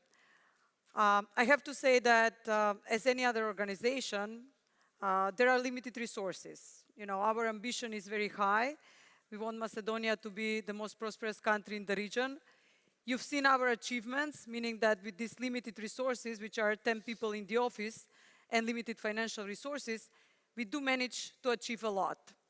So what is crucial for our success is what we call a friend. And fortunately, we have really extended group of friends who we can call, and they help us to achieve what our plans are. So today I want to mention a few of those people. These are people that are close to the organization in different ways, are either alumni from some of the programs or friends that believe in our mission, partners and friends who want to see Macedonia being a more prosperous country, and so on and so forth. So the first of those is Vojdan, who was already here a few moments ago, Vojdan. So, we wanted to build a new website, diaspora website, and then we say, who do we call? So the first one on our list was Vojdan. And Vojdan and his team delivered or managed to deliver this for us. So Vojdan, thank you for that.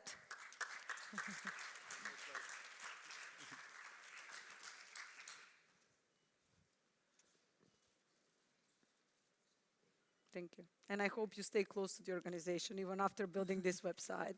We are not asking too much, I hope. The second one is a friend who was part of the Kellogg alumni or Kellogg program sponsored by Zafirovsky family.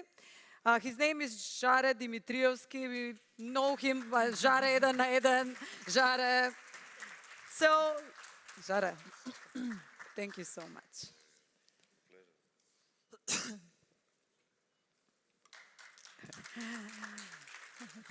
So, you know, I just thought that yesterday it was a day to appreciate women. Today is a day to appreciate men. The next one is also our close friend. You know our program, which is called Connect to MK, program in which Macedonian companies can register and ask for support from a mentor, a person who is usually experienced professional from abroad with Macedonian origin, but also professionals from Macedonia. We also have other platforms where we try to match and merge either young people with professionals, or as I mentioned, professionals from Macedonia with others from the diaspora. And there is this person, Goran Stojanovski, who helps in all these platforms.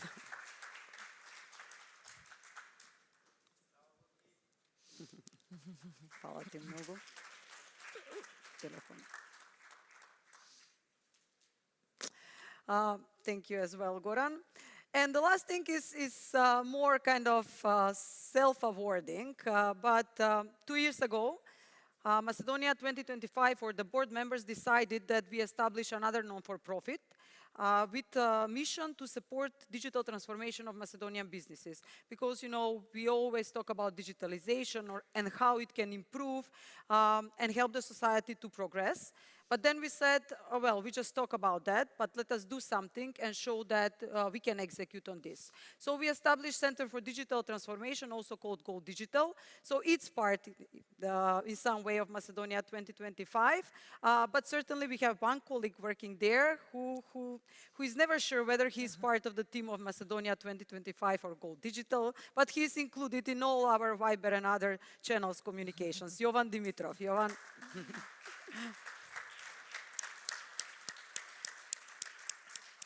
Hvala, Jovan.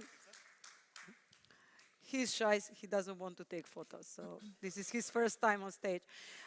Thank you all. So there are many, many other appreciations or awards that we can give, and I hope that as an organization we provide meaningful ways in which you can engage, or everyone that wants to support can support. The lunch is served. We are going to the lunch. Thank you.